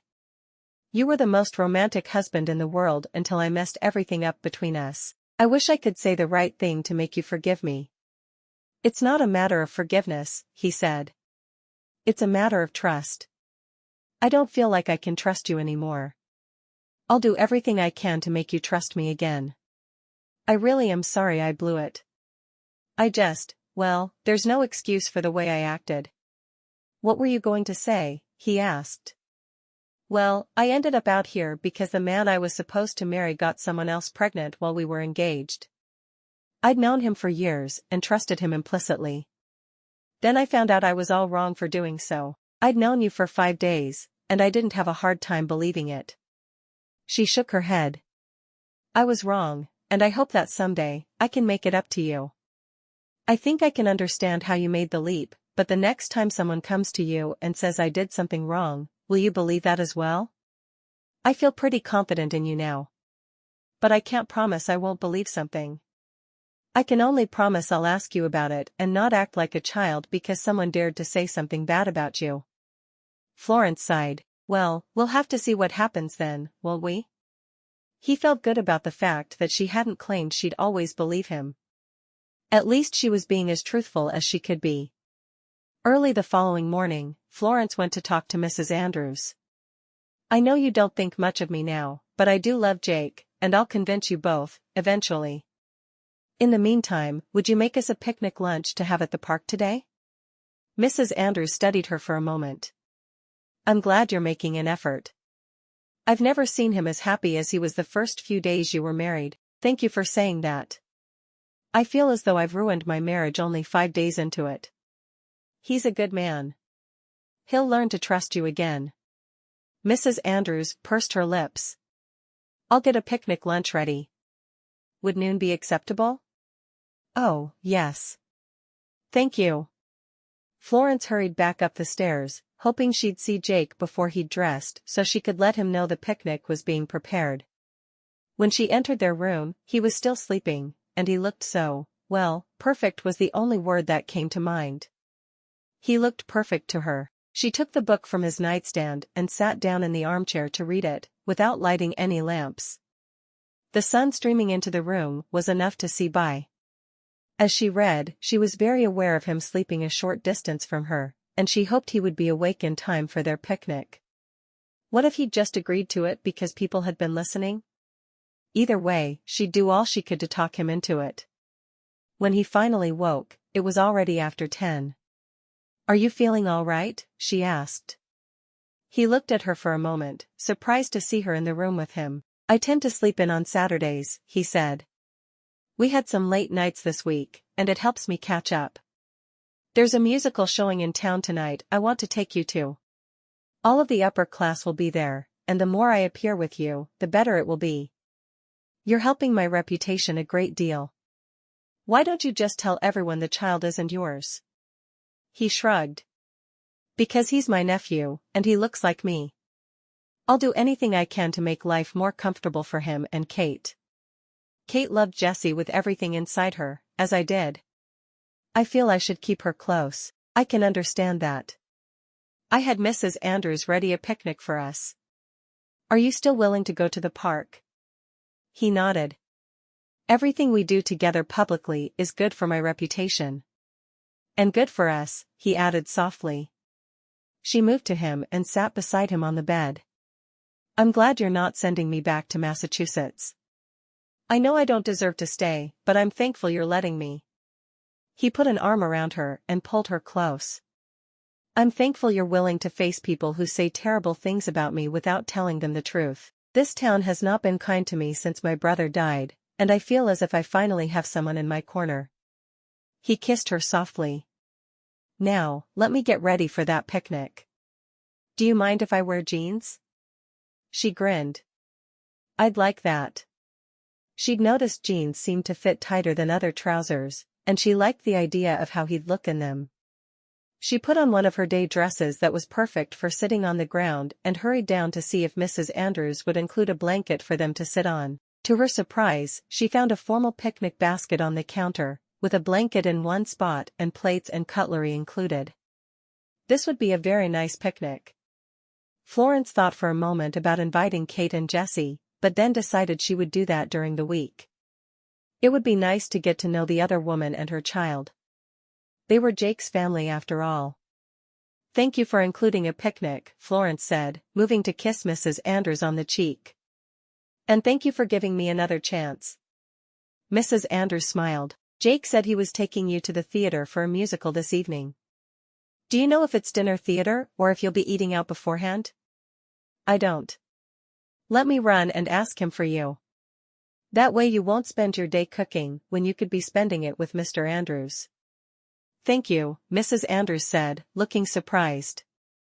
Florence hurried back up the stairs to ask Jake about supper.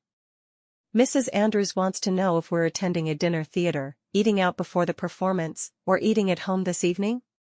Jake was standing in his jeans, pulling on a casual button-down shirt. "It's dinner theater." "I'll run and tell her." Jake shook his head, laughing at his wife running up and down the stairs to make it easier on his housekeeper.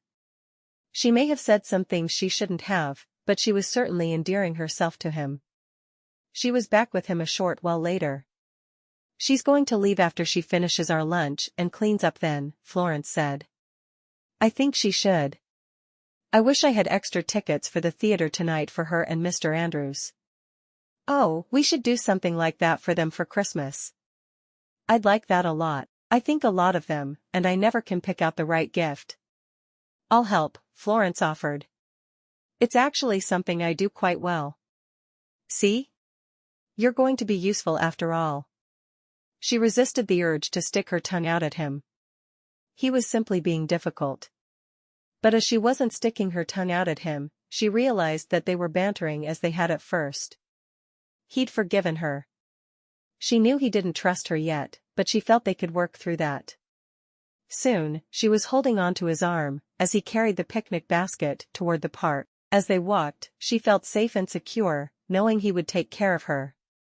He was a good man, which was evidenced by how he took care of Kate and Jessie.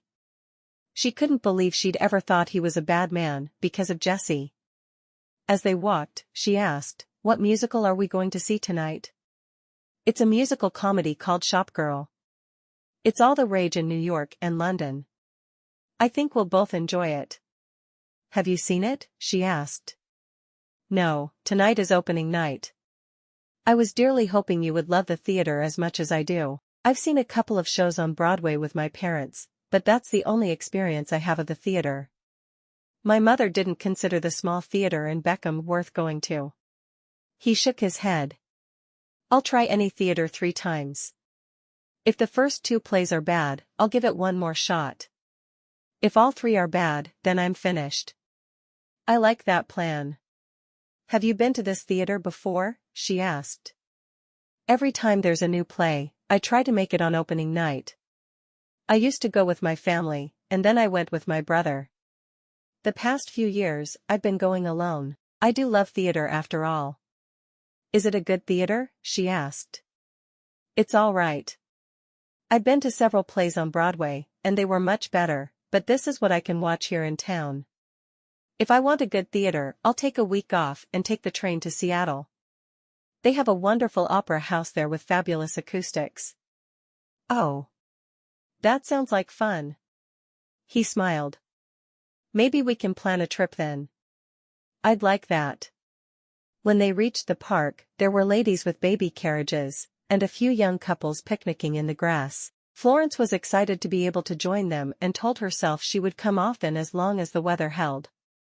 She spread the blanket, and he put the basket down on top of it. Then she dug through the basket and served them each a plate and smiled when she saw a jar of lemonade had been included, pouring them each a glass. As they ate, she asked, "Would you mind if I invited Kate and Jessie over for lunch one day? I think it would go far to show how innocent you are if I spent time with them when you were working." He frowned for a moment. Would you be doing it to prove to the world I was innocent for your reputation? Or to make things easier for me in town? He asked. He hated being skeptical, but they didn't have good history in this regard. To make things easier for you. Now that I know it's not true, I truly don't care what people say to or about me. Then invite them. Jesse is a sweet boy, and I asked them to move in with me when he was first born, but Kate wouldn't ruin my reputation that way. Of course, it was ruined anyway. Florence thought about it for a moment. With me there, people may think it's strange if they live with us, but it wouldn't be as damaging to you or her reputation. I could invite them. He stared at her for a moment, smiling a little. You'd do that? I would. I don't like the idea, because I don't think we'd have the privacy newlyweds need. And you'd have to learn to be much quieter. Florence blushed. All right. How does Kate support them? Well, I'm sure you know I help when needed, but mainly she sews shirts for men. Women won't use her as a seamstress, because she's undesirable, but men don't seem to care. I see. I was thinking of having my mother order a few more dresses for me because she's much better at knowing what will look best on me, but if Kate could help, I'd happily commission her to sew a few dresses. He raised an eyebrow, but then nodded. That would help her, I would think. I'll go see her then. And I'll wear the dresses, and if I'm asked where they came from, I'll shout it from the rooftops. What is Kate's last name? She asked. Perry. Thank you for wanting to help them. Of course I do. I don't think anticipating your vows by a few days warrants being shunned for the rest of your life. Would you have anticipated your vows? He asked. She thought about it for a moment, but eventually shook her head. I don't think so. My mother convinced me I would go straight to hell if I did something like that. Like, I would have immediately ceased to draw breath. Besides, I'm glad it was special for us the way it was. He studied her. You confuse me at times, Florence. You were so angry with me, and now you're acting like all is good, and you want to be Kate's friend. Florence smiled. I understand why Kate is where she is. I would never have reacted the way I did if Arthur hadn't cheated on me. It was still too fresh in my mind. Of course, he's fading away into distant memories as I can only think of you. You don't still love him? She shrugged. I don't think I ever did. He was familiar. He courted me all through my last year of school, and my parents approved of him. But he didn't make me feel what I feel when you kiss me. Is that so? He asked, his eyes twinkling a little. She nodded emphatically. Oh yes. I feel like you've turned me into a different person altogether. When you're gone during the day, I think about how I feel when you touch me. Florence knew she shouldn't be so forthright with her thoughts and feelings, but she didn't care. She enjoyed his touch, and if he hadn't figured that out yet, then there was something wrong with his powers of observation. He reached for her hand and brought it to his lips, brushing a soft kiss on it. I want to go home. Why? She asked, fearing she'd angered him somehow. Because I want to remember what it feels like to have you writhing in my arms. I want to make love with you in the middle of the day and not care if someone finds out. She smiled. I'd like that too, but I'd rather people didn't know when we made love. He stood and started to repack the picnic on his own, and she smiled. I thought your bottom would look nice in your jeans. He shook his head. Help me pack this thing. And stop looking at my bottom. I wish we'd driven so we could get home faster. She giggled. I think we can make it back quickly. Want to race? You are going to be the death of me, Florence Weatherby. We'll both die happy. Chapter 8. The theater was crowded, and Florence felt a little lost in it. Thankfully, Jake led her to a private box at the top, making her feel a little safer. Their meal was brought to them just before the play started, and Florence smiled, thanking the server. I've noticed you do that. Do you always thank people who are paid to serve you? He asked. She nodded. I think I developed the habit because my mother told me to stop. She shrugged. Sometimes I did anything I could to make her crazy. He chuckled. And why did you do that? She was very controlling. I wasn't allowed to have friends she didn't first approve. I had to go to balls every time there was one in Beckham, and often she took me into Boston for them. I wanted to wait until I was a little older to marry, but when Arthur asked my father for my hand, my mother made it clear that I would say yes, whether I liked it or not. My dresses had to be white for all dances, because I was available and unmarried. Many of the things she did made no sense to me at all, but I still did as I was told. Except for thanking servants. That was something she couldn't stop me from doing. He shook his head. I may need to watch for little things you do to make me crazy. It's not the same, she said, smiling. Mother controlled me because she felt like everything else in her life was out of her control. You don't try to control me, and I thank you for that. I have never felt the need to control anyone, he said softly. I'm glad, she responded. The way my mother was with me even drove my father out of his mind. I heard them yelling at night a few times. He didn't respond because the curtain came up and the musical started. She was on the edge of her seat watching everything that happened on the stage. She almost forgot she was supposed to be eating, but she forced herself to finish her meal so she wouldn't have to find something for herself later. She was not a cook by any stretch of the imagination. At the intermission, she stood. I need to find the ladies' room. He pointed toward the way they'd come in. Just go down those stairs and take a right. She hurried from the box, not wanting to miss a single word of the second half. It had been far too long since her mother had allowed her to attend a theater. She was happy Jake was a theater lover though, because it meant she could go often. In the ladies' room, there was a group of women who were obviously wealthy. They wore silk gowns and stood together, looking down their noses at others. She said nothing, but got into line behind them. And who are you? One of the women asked, sizing her up with a look. I'm Florence Weatherby. And you are? Janice Wilson. Wife of George Wilson. It's nice to meet you. I haven't heard of George yet, but I've only been in town a little over a week. And you married Jake Weatherby? The woman asked. Florence nodded, waiting to hear all the reasons she shouldn't have married Jake. It was amazing how many of the women in town seemed to think they should be the ones who controlled his life. Yes, I married Jake last Thursday. He's a wonderful man, isn't he? Mrs. Wilson asked. My George was about to lose his ranch last year, and Jake did everything he could to help him. I was afraid we'd have to move into a hovel, but Jake saved the day. I don't care what anyone says about him. Florence smiled.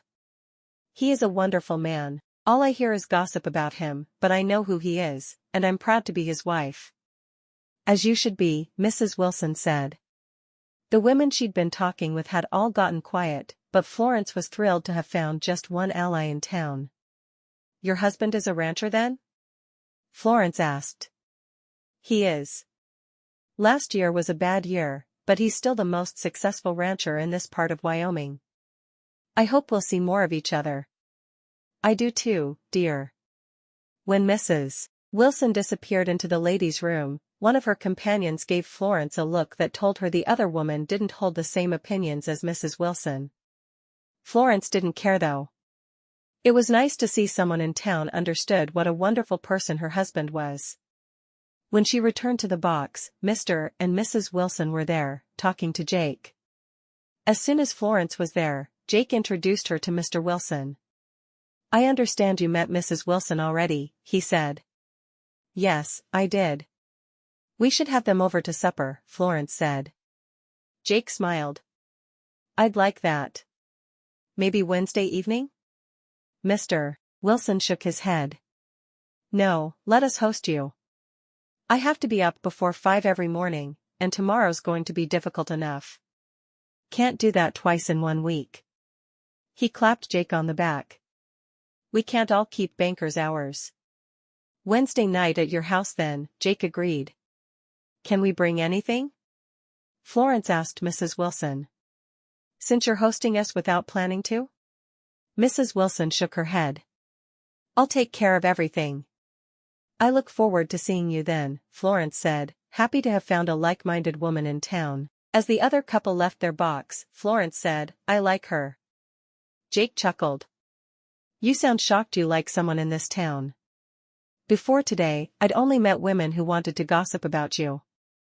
Mrs. Wilson told me she didn't care what anyone said about you and that you're a good man. Well, then I'll like her too. He was surprised Florence felt defensive toward him. He'd dealt with the rumors for so long, he didn't care anymore, but she obviously did. It was odd, but he knew she was a good person, despite how she'd treated him. After the musical, they drove home in the brisk night air. Florence wanted to spin in a circle, dancing, while singing some of the songs that had been part of the musical. Of course, she couldn't carry a tune in a bucket, and she knew better than singing in front of her husband. No, he didn't need to hear her caterwauling. Once they reached the house, she hurried inside, wanting to dress for bed. There was something magical that happened when Jake touched her, and she was going to enjoy every second with him. She hurried into the kitchen and found some of the cookies that had been baked for the picnic, put them on a plate, and carried them upstairs. Who was to say they couldn't have a picnic on their bed consisting of just cookies? There was no one to stop them, and to Florence, that would be the perfect ending to a wonderful day. When he got upstairs, he saw her with the cookies, and laughed. Are we having a party of some sort? She grinned. I've had the most wonderful day. My husband took me for a picnic, and then dinner while watching a musical.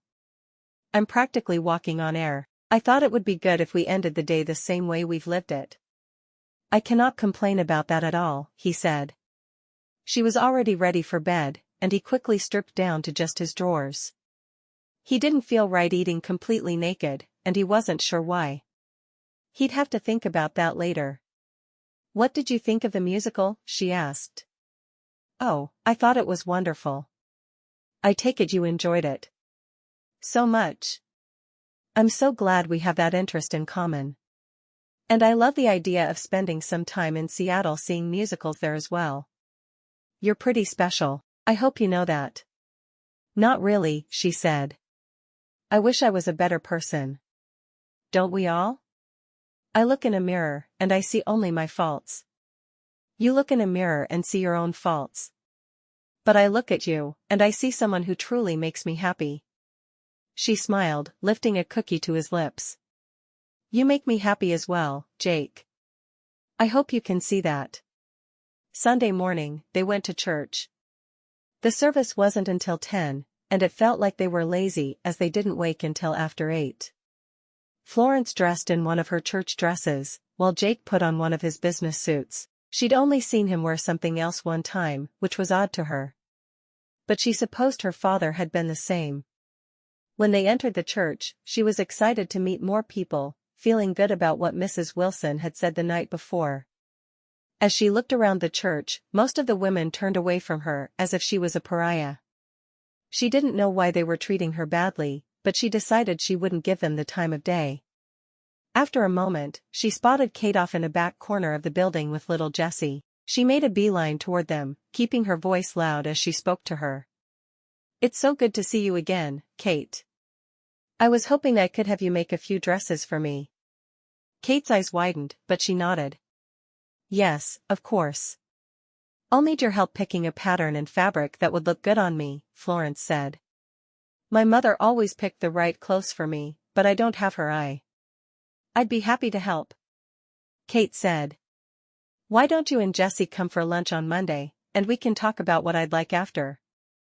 Kate bit her lip, obviously wanting the business. Jessie naps right after lunch. He can nap there. I'm certain I'll keep you busy for his entire nap. I want several new evening gowns. That would be wonderful then. I look forward to seeing you around noon. Would you mind if we sat with you? Florence asked. If she was going to dispel rumors, she couldn't think of a better way of doing it. Kate scooted over, making room for Florence and Jake. Jake usually sits in his family pew in the front. Then you should join us there, Florence said. I don't really care where we sit. I'm more comfortable back here, Kate said quietly. Then this is where we'll sit, Florence said, sitting next to the older woman. She looked past her and smiled at Jessie. Good morning, Jessie. Jessie popped his thumb from his mouth and smiled. Hello. That day's sermon was on forgiveness, and Florence felt that Kate had forgiven her. She was thrilled to have her, and Mrs. Wilson she felt like she could talk to. And Mrs. Andrews, of course. She'd been lonesome for home and her best friend there, but now, building friendships here felt good. After the sermon, Mrs. Whitaker pulled her aside. "It's not a good idea for you to spend time with her. We all know she's a fallen woman." Florence smiled at the other woman. "She's my friend. I don't care if she's fallen, risen, or sideways. You'll share in her reputation if you continue this nonsense." Florence shrugged. "I'd rather spend time with someone who made a mistake than the person who is eternally looking down on her for it." She looked over her shoulder to see Kate stand and pick up Jesse, who had been complaining he was hungry for a while. "If you'll excuse me, I'd rather talk to my friend. Can I help in any way?" Florence asked. "No, I'll carry him home. He's just hungry. Why don't you come and have lunch with us? Both of you, of course." Florence couldn't help but wonder where Kate's family was. They should be with her as she faced the people who had been so cruel to her. Kate smiled. "I don't think Jesse is up for company. Church is hard for us." "I understand that. I'll see you tomorrow then?" "I'll be there, and I'll bring my book of styles." Florence was surprised the woman had a book of styles, since she mostly sewed men's shirts. She couldn't wait to see it though. She left the church on Jake's arm, and he shook his head at her. "I can't believe you did that." "Why not? She's the mother of your nephew, so she'll be my friend. It's as simple as that." "Thank you," he said softly as he helped her into the buggy. "It means a lot to me that you're not looking down at her." When he got into the buggy, she leaned toward him, whispering, "If you had courted me in the usual way, I have a feeling I wouldn't have been a virgin on our wedding night." "How can I say anything against her when I could have been the same?" He grinned. "I guess that might be true." "Where are her parents?" she asked. "I would think they'd sit with her at church." "No, they moved away shortly after she started showing. Her father was an associate of my father. He worked for father in the bank, and they were quite close. He was thrilled to see her engaged to one of us, but when Jessie died, and she was pregnant, well, that was all he cared about. They moved back east." "That's terrible. Didn't they ask her to go?" "They could have passed her off as a widow. I suggested that to him, but he said he couldn't stand the sight of her after she'd shamed him the way she had. So she stayed here, and I helped as I could." "Were you with her on Wednesday night after I was so awful to you?" Florence asked. He shrugged. "I went to her for a few minutes. I never stay more than 10 in her home, so there won't be more talk. I told her what had happened, and that she should stay away from you because I thought you'd treat her as everyone else did." "I'm so glad to be wrong. I guess we were both wrong about different things, weren't we?" He put his arm around her and kissed her atop her head. He'd married the right woman, and there was no doubt about it. Chapter 9. Just before noon on Monday, Kate arrived with Jessie and a book of dress designs. "Are we too early?" she asked. Florence shook her head with a grin on her face. "Not at all." "What's so funny?" Kate asked. "Jake has this theory that people wait outside until the exact minute they're supposed to be somewhere before they knock. We experienced it, and then we went 5 minutes early to someone's house, and they commented on how early we were." Kate smiled. "Jessie and I did silly things like that as well. I'm sure you miss him terribly." "I know Jake does." Kate's eyes misted. "I do. And I wish Jessie could know his father, but at least he has his Uncle Jake, who looks just like his papa did. You have my deepest sympathies. And I will help with anything I can in any way I can." "I've gotten that impression." "Thank you. And I'm sorry for throwing a bag of candy at you." Florence smiled. "It's already forgotten." The two women went into the dining room where Mrs. Andrews was putting food on the table. "It's so good to see you," Kate said, hugging the older woman. "I wish you'd come more often," Mrs. Andrews said. "I'll feed the boy in the kitchen." She looked down at Jessie and lifted him into her arms. Do you want to eat in the kitchen with me like your daddy used to do? Jessie nodded emphatically, and the two disappeared into the kitchen. Florence took Jake's usual spot at the head of the table and noticed that Kate's spot was set right beside her. No yelling down the table. Just the way she preferred things. As they ate, Florence mentioned what she was looking for in dresses. I never realized just how much better my mother was at dressing me than I am. I do hope you'll have opinions to share on what would look good and what wouldn't. I seem to have a good eye. I planned to make dresses when my parents left, but no one would hire me for anything but shirts. I'm excited to have someone to wear the dresses I've designed. I'll do more than that. Anytime I'm complimented on one of them, I'll make sure the person knows I got it from you and that you're the best seamstress around. Kate frowned. Now, you can't praise me for my work unless you like it. All right. I can agree to that. I'm excited to look through your designs. Have you been trained in any way? Florence asked. Kate shook her head. I went to finishing school back east, and I was allowed to learn basic sewing. I talked my mother into buying me a machine, so I could make my own clothes, but nothing beyond that. I have the sewing machine, and I use it for everything I make, so everything is quick. But you mostly taught yourself all this? Florence shook her head. For someone who was raised the same way I was, that's amazing. I can arrange flowers, and I'm more than capable of planning a party. Beyond that, I have no real skills in life. I don't know what I'd do in your position. Kate shrugged. You're too smart to be in my position. Florence frowned. I don't think so. If I was engaged to Jake, I have a feeling we would have anticipated our vows. The difference would be whether or not Jake died. I can easily see myself as a young mother trying to raise a child on my own. I'm thankful it didn't turn out that way, but I certainly don't think less of you for it. Kate tilted her head to one side, studying Florence. We're going to be friends, aren't we? I hope so. Florence said. Kate was just the type of person she wanted to be friends with. I'm glad. I'll give you my friend discount. You will not. I'm paying full price for whatever you make for me. But you'll be my model, showing off my styles. I can't charge you full price when you do that. Of course, you can. Jake wouldn't have it any other way, and neither would I. I don't know what I would have done without Jake's friendship over the last few years. He's been a rock. He's a good man through and through, Florence said. After they'd finished their lunch, Mrs. Andrews said she would see to little Jesse and make sure he got his nap, so the women went into the blue parlor to look at dresses. Kate had brought many different fabric swatches as well, to help make things easier. My favorite dress is long-sleeved, full-skirted, and ice blue. The blue stands out on me. I think I want more dresses in that color. Kate nodded, making a note. Do we want to make it your signature color? So everything I make is that color, and people can pick you out of a crowd based on what you're wearing? Florence smiled. I do like that idea. Maybe not all dresses but most? That sounds good. And I'm designing evening gowns or day dresses? Both, Florence said, knowing Kate needed the money far more than she herself needed dresses. Perhaps all the evening gowns should be in that ice blue, but we can have a variety of colors for my day dresses.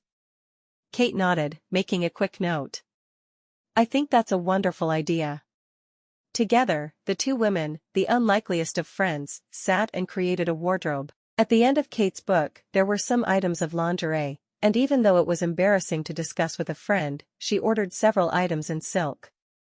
She loved the feel of silk on her skin, and Jake seemed to expect it.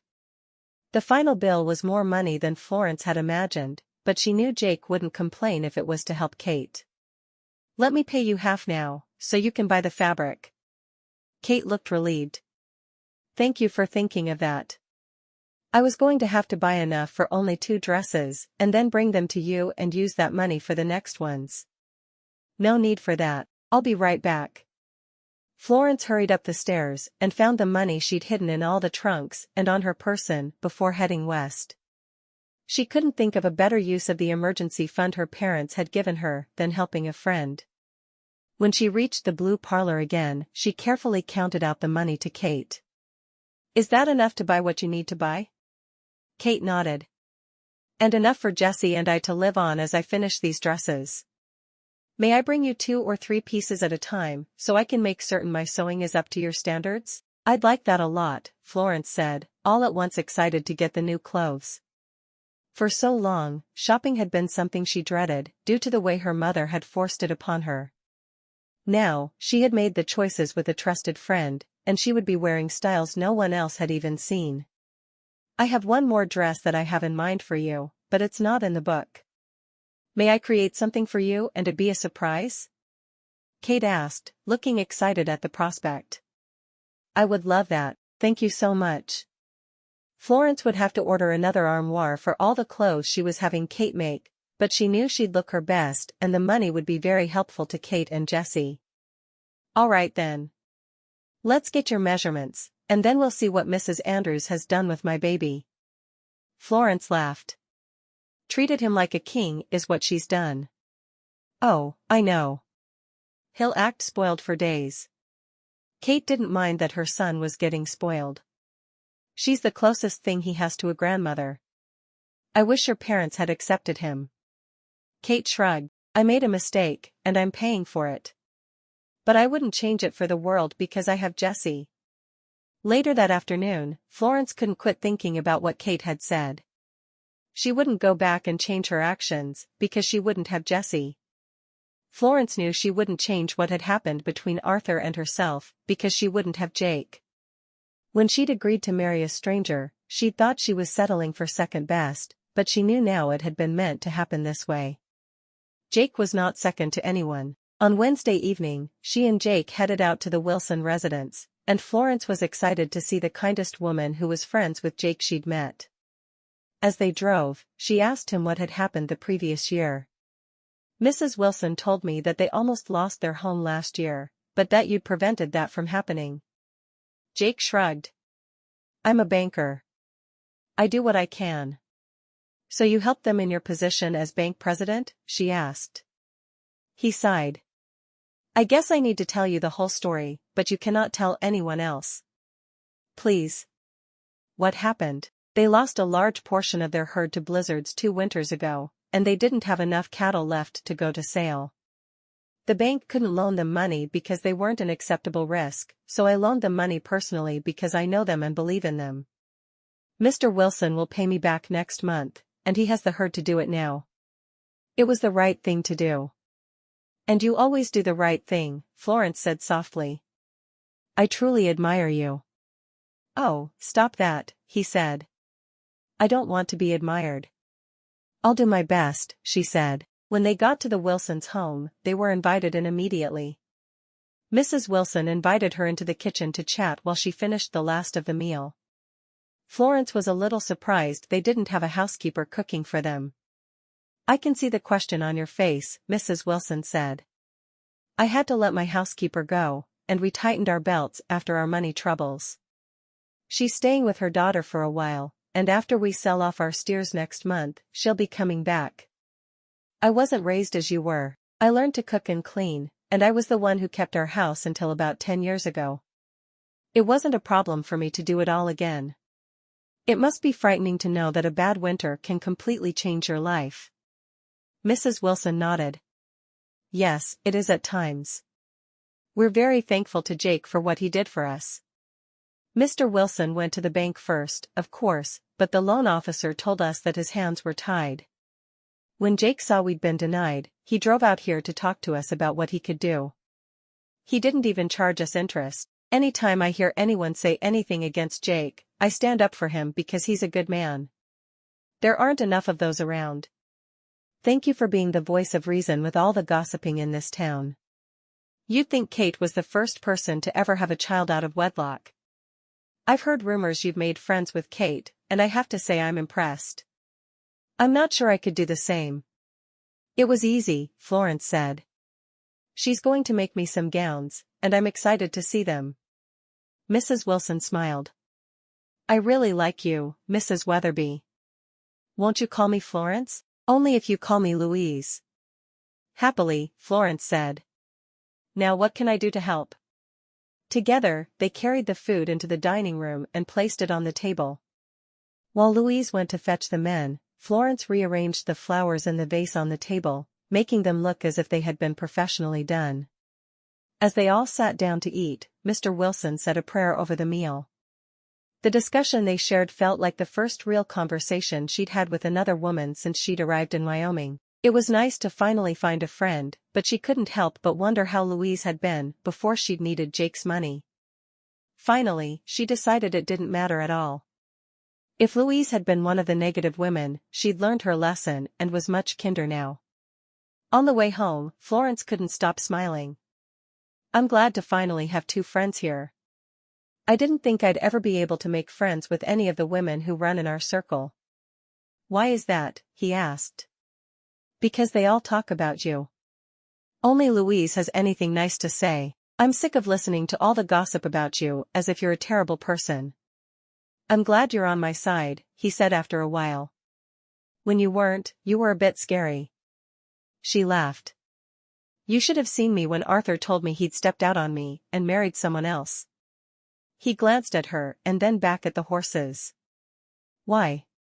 I kicked him 2 or 3 times and slapped his face and hit him with our guest list for the wedding, though that didn't hurt him. I was furious. He shook his head. I'd have had to send you home after all that. This is home, she told him, resting her head on his shoulder. Anywhere you are is my home. And if I decide to move into a log cabin in the mountains? I'll follow you. It may take me a little while to learn to cook, but I'd dedicate myself to learning as quickly as I could. He laughed. I won't do that because I'm afraid of what I'd have to eat. She giggled. It would not be pretty. I always told my mother I wanted to learn to cook just in case I ever needed to, but she always refused. I promise, if I decide to move somewhere with no housekeeper, I'll ensure you get cooking lessons first. See? I'm thinking about our future. You always do. Oh, I forgot to mention to you. I donated a few new beds to the local hospital, and they're doing a fundraiser on Friday night of next week, and I'll be honored there. I asked them not to honor me, and they said it was necessary, so we're having a night out. All right. I can help with party planning if there's room for me. I need to start getting involved in local charities anyway. I worked in our orphanage in Massachusetts. No need, he said. I want you to ease into society slowly. I never know what someone is going to say about me. Chapter 10. There were 3 more dinner parties before the big event at the hospital, and Florence was barraged by gossip about her husband at each one. Trying to shut the women down turned out to be a great deal more difficult than she'd imagined it would be. For the hospital fundraiser, Florence wore her first evening gown, created by Kate. When she looked in the mirror in her room, she was thrilled by the way the skirt flared out when she spun. This was the first dance she would be attending after moving to Cheyenne, and she looked forward to every minute of it. This time there would be no gossip about Jake, because he was being honored at this event. No one would dare talk about him at an event that he was the guest of honor for. When they arrived, Florence realized she knew almost everyone there, which was a bit of a surprise. Surely, she hadn't met everyone in town yet. Jake and Florence walked to the table where they were collecting things to auction off to help with the hospital. They wanted to add another wing to the building so there would be room for whoever needed it. At the moment, they often had to turn patients away because there was simply not enough room. Florence carried with her a coupon for a free evening gown from Kate. She would pay Kate for the work and the fabric, but someone else would have to see just how wonderful Kate's work was. Jake walked away to talk to a group of men, and Florence walked to a group of women, all of whom she'd met. To her dismay, it didn't seem that the fact Jake was being honored was stemming any of the gossip. I can't believe they're honoring Jacob Weatherby, one woman said, and for a moment, Florence struggled to remember her name, but then realized she had no desire to know who it was. I know. I feel so sorry for his wife. She didn't know what she was getting into when she married him. Florence bit her lip and smiled sweetly as she joined the others. There's no reason to feel sorry for me. I'm quite happy in my marriage. The woman who had spoken first flushed, and Florence realized it was Mrs. Whittaker. Your dress is pretty, Mrs. Whitaker said. Thank you so much. Kate made it for me. She's a genius when it comes to fabric and designs. I brought a coupon for one of her evening gowns, so if you like it, you should bid on it. I don't think I'll be doing that. You may be able to be friends with your husband's former mistress, but the rest of us will never go to her for our gowns, will we, ladies? The women all nodded, leaving Florence feeling as if these women should all be kicked out of the party. She's making me an entire new wardrobe, Florence said, as if the other woman hadn't said anything. I'm so happy with this one, I just had to wear it tonight. When no one responded to that, Florence brought up the weather. Do you think winter will set in soon? She asked. It usually is upon us before the end of October, one of the women responded. And it's already the end of September. Surely, we have more than a month before snow flies. Not usually, Mrs. Whitaker said. Florence noticed another circle of women and decided to join them. Hopefully they had the manners to keep them from being rude about Jake. If you'll all excuse me, she said as she made a beeline for the other group. She heard the women just before reaching them. Jacob Weatherby thinks he's going to buy his way into the good graces of this community. I for one am sick of him acting as if he's never done a thing wrong when we all know he has. Florence closed her eyes and counted to 10, trying to calm her temper, but this time it didn't want to be calmed. So she raised her voice, and said what needed to be said. All of the women in this town act as though my husband is the worst kind of scoundrel. He's the man who donated beds to this hospital. He's the man who takes care of people in this town when they run into trouble financially. I know all of you consider yourselves good Christian women. Do any of you pay attention to the fact that every sin is the same in God's eyes? As all of you stand here gossiping, you are just as guilty of sin as the man I love, though all of you consider him beneath you. None of you have one bit of evidence to share that would make me believe my husband is a wrongdoer, yet I stand here and have heard each of you gossip about a man who has done nothing but help this community. Florence shook her head. Have none of you read the scripture at Matthew 7 verses 3 to 5? And why thou beholdest thou the mote that is in thy brother's eye, but considerest not the beam that is in thine own eye? Or how wilt thou say to thy brother, Let me pull out the mote out of thine eye, and behold, a beam is in thine own eye? Thou hypocrite, first cast out the beam out of thine own eye, and then shalt thou see clearly to cast out the mote out of thy brother's eye. Many of the women gasped, but Florence ignored them and continued. I know my sin. It's anger. And it's anger with each of you for saying things about the man I love that should never be said, not by Christian women anyway. I will now say, we will no longer accept invitations from anyone who gossips about my husband. And we will no longer bestow invitations to people who gossip about Jacob. If you have gossiped, and I know about it, then you'll go on a list of people we will not be socializing with. You may submit a written apology if you wish to come off my list. Florence was shaking when she turned around to head to the door. But instead of a path being opened for her, her husband stood in front of her, having obviously heard the whole thing. I'm sorry, Jake, but I can't stay here another minute. I think I need to cool off for a short while. Jake offered her his arm and escorted her to the door and outside. I'm so sorry, she said. I know you didn't want me to do that, but I just couldn't restrain myself. He grinned for a moment, but then his grin turned into a rumble as he laughed from deep within his belly. I didn't hear what led up to what you said, but I certainly heard what you said. You are a true gem.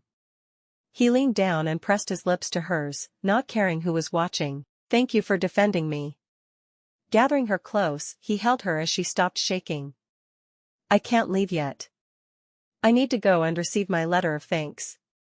If I can have just 5 more minutes to breathe, I think I can go back in with you. The women in this town deserve to be horsewhipped. I cannot believe how disrespectful they are to you. He leaned down and kissed her again. I don't care what any of them think about me or say behind my back. I only care what you think and say, and if that's an example of what you say behind my back, I can only say thank you. She took another deep breath. You don't care that I gave all of them an ultimatum? Did they deserve it? He asked. Florence nodded emphatically. I thought tonight no one would gossip about you because you were the guest of honor. But they still do. I don't understand how people can be so mean and petty. I don't either, but it doesn't matter anymore. As long as you believe in me so strongly, I can get through this. Does that mean you trust me again? She asked. After that, how could I not? Jake was still grinning at her as if she had done something wondrous. Let's go back in. Now they'll all be talking about me, but I don't even care. As long as they don't let your name touch their lips. Inside again, Florence was well aware of how everyone's eyes followed her. She worried she may have gone a bit too far, but the more she thought about it, the more she wished she'd said more. She should have told them all they weren't good enough to have Jake's name pass their lips. Quickly, there was a line of men, apologizing for their wives' behavior. Mr. Whitaker was at the front of the line. I'm so sorry my wife has gossiped about you. At first, she talked to me about it, but when I told her not marrying a woman carrying your child was out of character for you, she started talking to the other women instead. Jake nodded. I understand. I'll be waiting for your wife's letter of apology. As Florence watched, he said the same thing to each of the men. He wasn't mean about it. He just kept saying he'd wait for the letter of apology that should be forthcoming. She couldn't believe he was going to hold the women to what she'd said. Of course, she didn't care if they never socialized again. She had 2 friends, and that was enough for her. Why would she want to be friends with people who said bad things about her husband anyway? When the letter of thanks was presented to Jake, Florence stood at his side, making eye contact with as many of the women as she could. She couldn't call them ladies, because they certainly didn't act like they were anything but wretched gutter tramps. When the first dance was announced, Jake took her into his arms and spun her about the dance floor as if they were in a grand ballroom. Florence found she didn't care where she was as long as she was in Jake's arms. When it came time to bid for the different items, Florence found that her donation went for much more than she'd expected. Perhaps the women had listened to her and learned something. Of course, she was one of the youngest of the women there, and she was fairly certain her words had only touched the men who would no longer tolerate their wives' gossip of a good man, who was a true friend to all of them. After the bidding, during which Florence bought a few of the items there, won a painting that she thought would look wonderful in the blue parlor, Jake told her it was time for them to leave. For once, she didn't mind being the first couple who left. She would be happy if she didn't have to look at any one of those women again, but she knew it couldn't work out that way. After they'd arrived at home, Jake led her upstairs. Do you really love me? Or was that just something you said in the heat of the moment? Of course, I love you. You're the best man I have ever met, and you make my knees weak. How do I do that? He asked, moving toward her. How do you think? He chuckled. I love you too, Florence. I knew I was in love with you from the first moment I saw you, and I thought our marriage would be all sunshine and roses. I only felt the thorns for a couple of days, but I haven't told you how very much I care, because of those 2 days. I can understand that very well, she said. I made a mess of things very early on, and I wish I could have trusted you the way I trust you now. Letters of apology started pouring in the following morning. Many had small gifts attached to them, such as a basket of fruit or some rather delicious cookies. And to the last letter, each woman had written 2 letters. One to apologize to Jake and another to apologize to Florence for making her first weeks in Cheyenne miserable. Florence laughed as she told Jake of everyone assuming her first weeks there were miserable. I guess it's a good thing they couldn't see us when we were together privately. My first weeks here were far from miserable. They were spent with you. He smiled, reached for her, and groaned when there was yet another knock on the door. Going to open it, he found Kate and Jessie standing there, and invited them in. She's in the blue parlor. Kate found Florence in the parlor and hugged her. I have orders for 6 more dresses. That's wonderful. Take a break from doing mine and get theirs done immediately. That will keep them coming back to you. I don't know how to thank you. Forgive me for how I acted when I first arrived. I need nothing more. I forgave you long ago, Kate said, shaking her head. I'm so excited. You earned those new customers. I wore that first gown last night for the hospital benefit, and I received a compliment on it and ensured everyone knew you'd made it. Thank you. Jake walked in then, with little Jessie on his shoulders. "He looks so much like you," Florence observed. "My brother and I were identical twins." "He looks like his father, but at the same time, he looks like me." "If that makes any kind of sense at all." "I suppose it does." Florence shook her head, enjoying looking at them together. She hoped she would have a boy just as handsome as Jessie. "Well, I had to come and thank you," Kate said. "I'm glad you came here and married Jake. You are exactly what he needed." Florence smiled.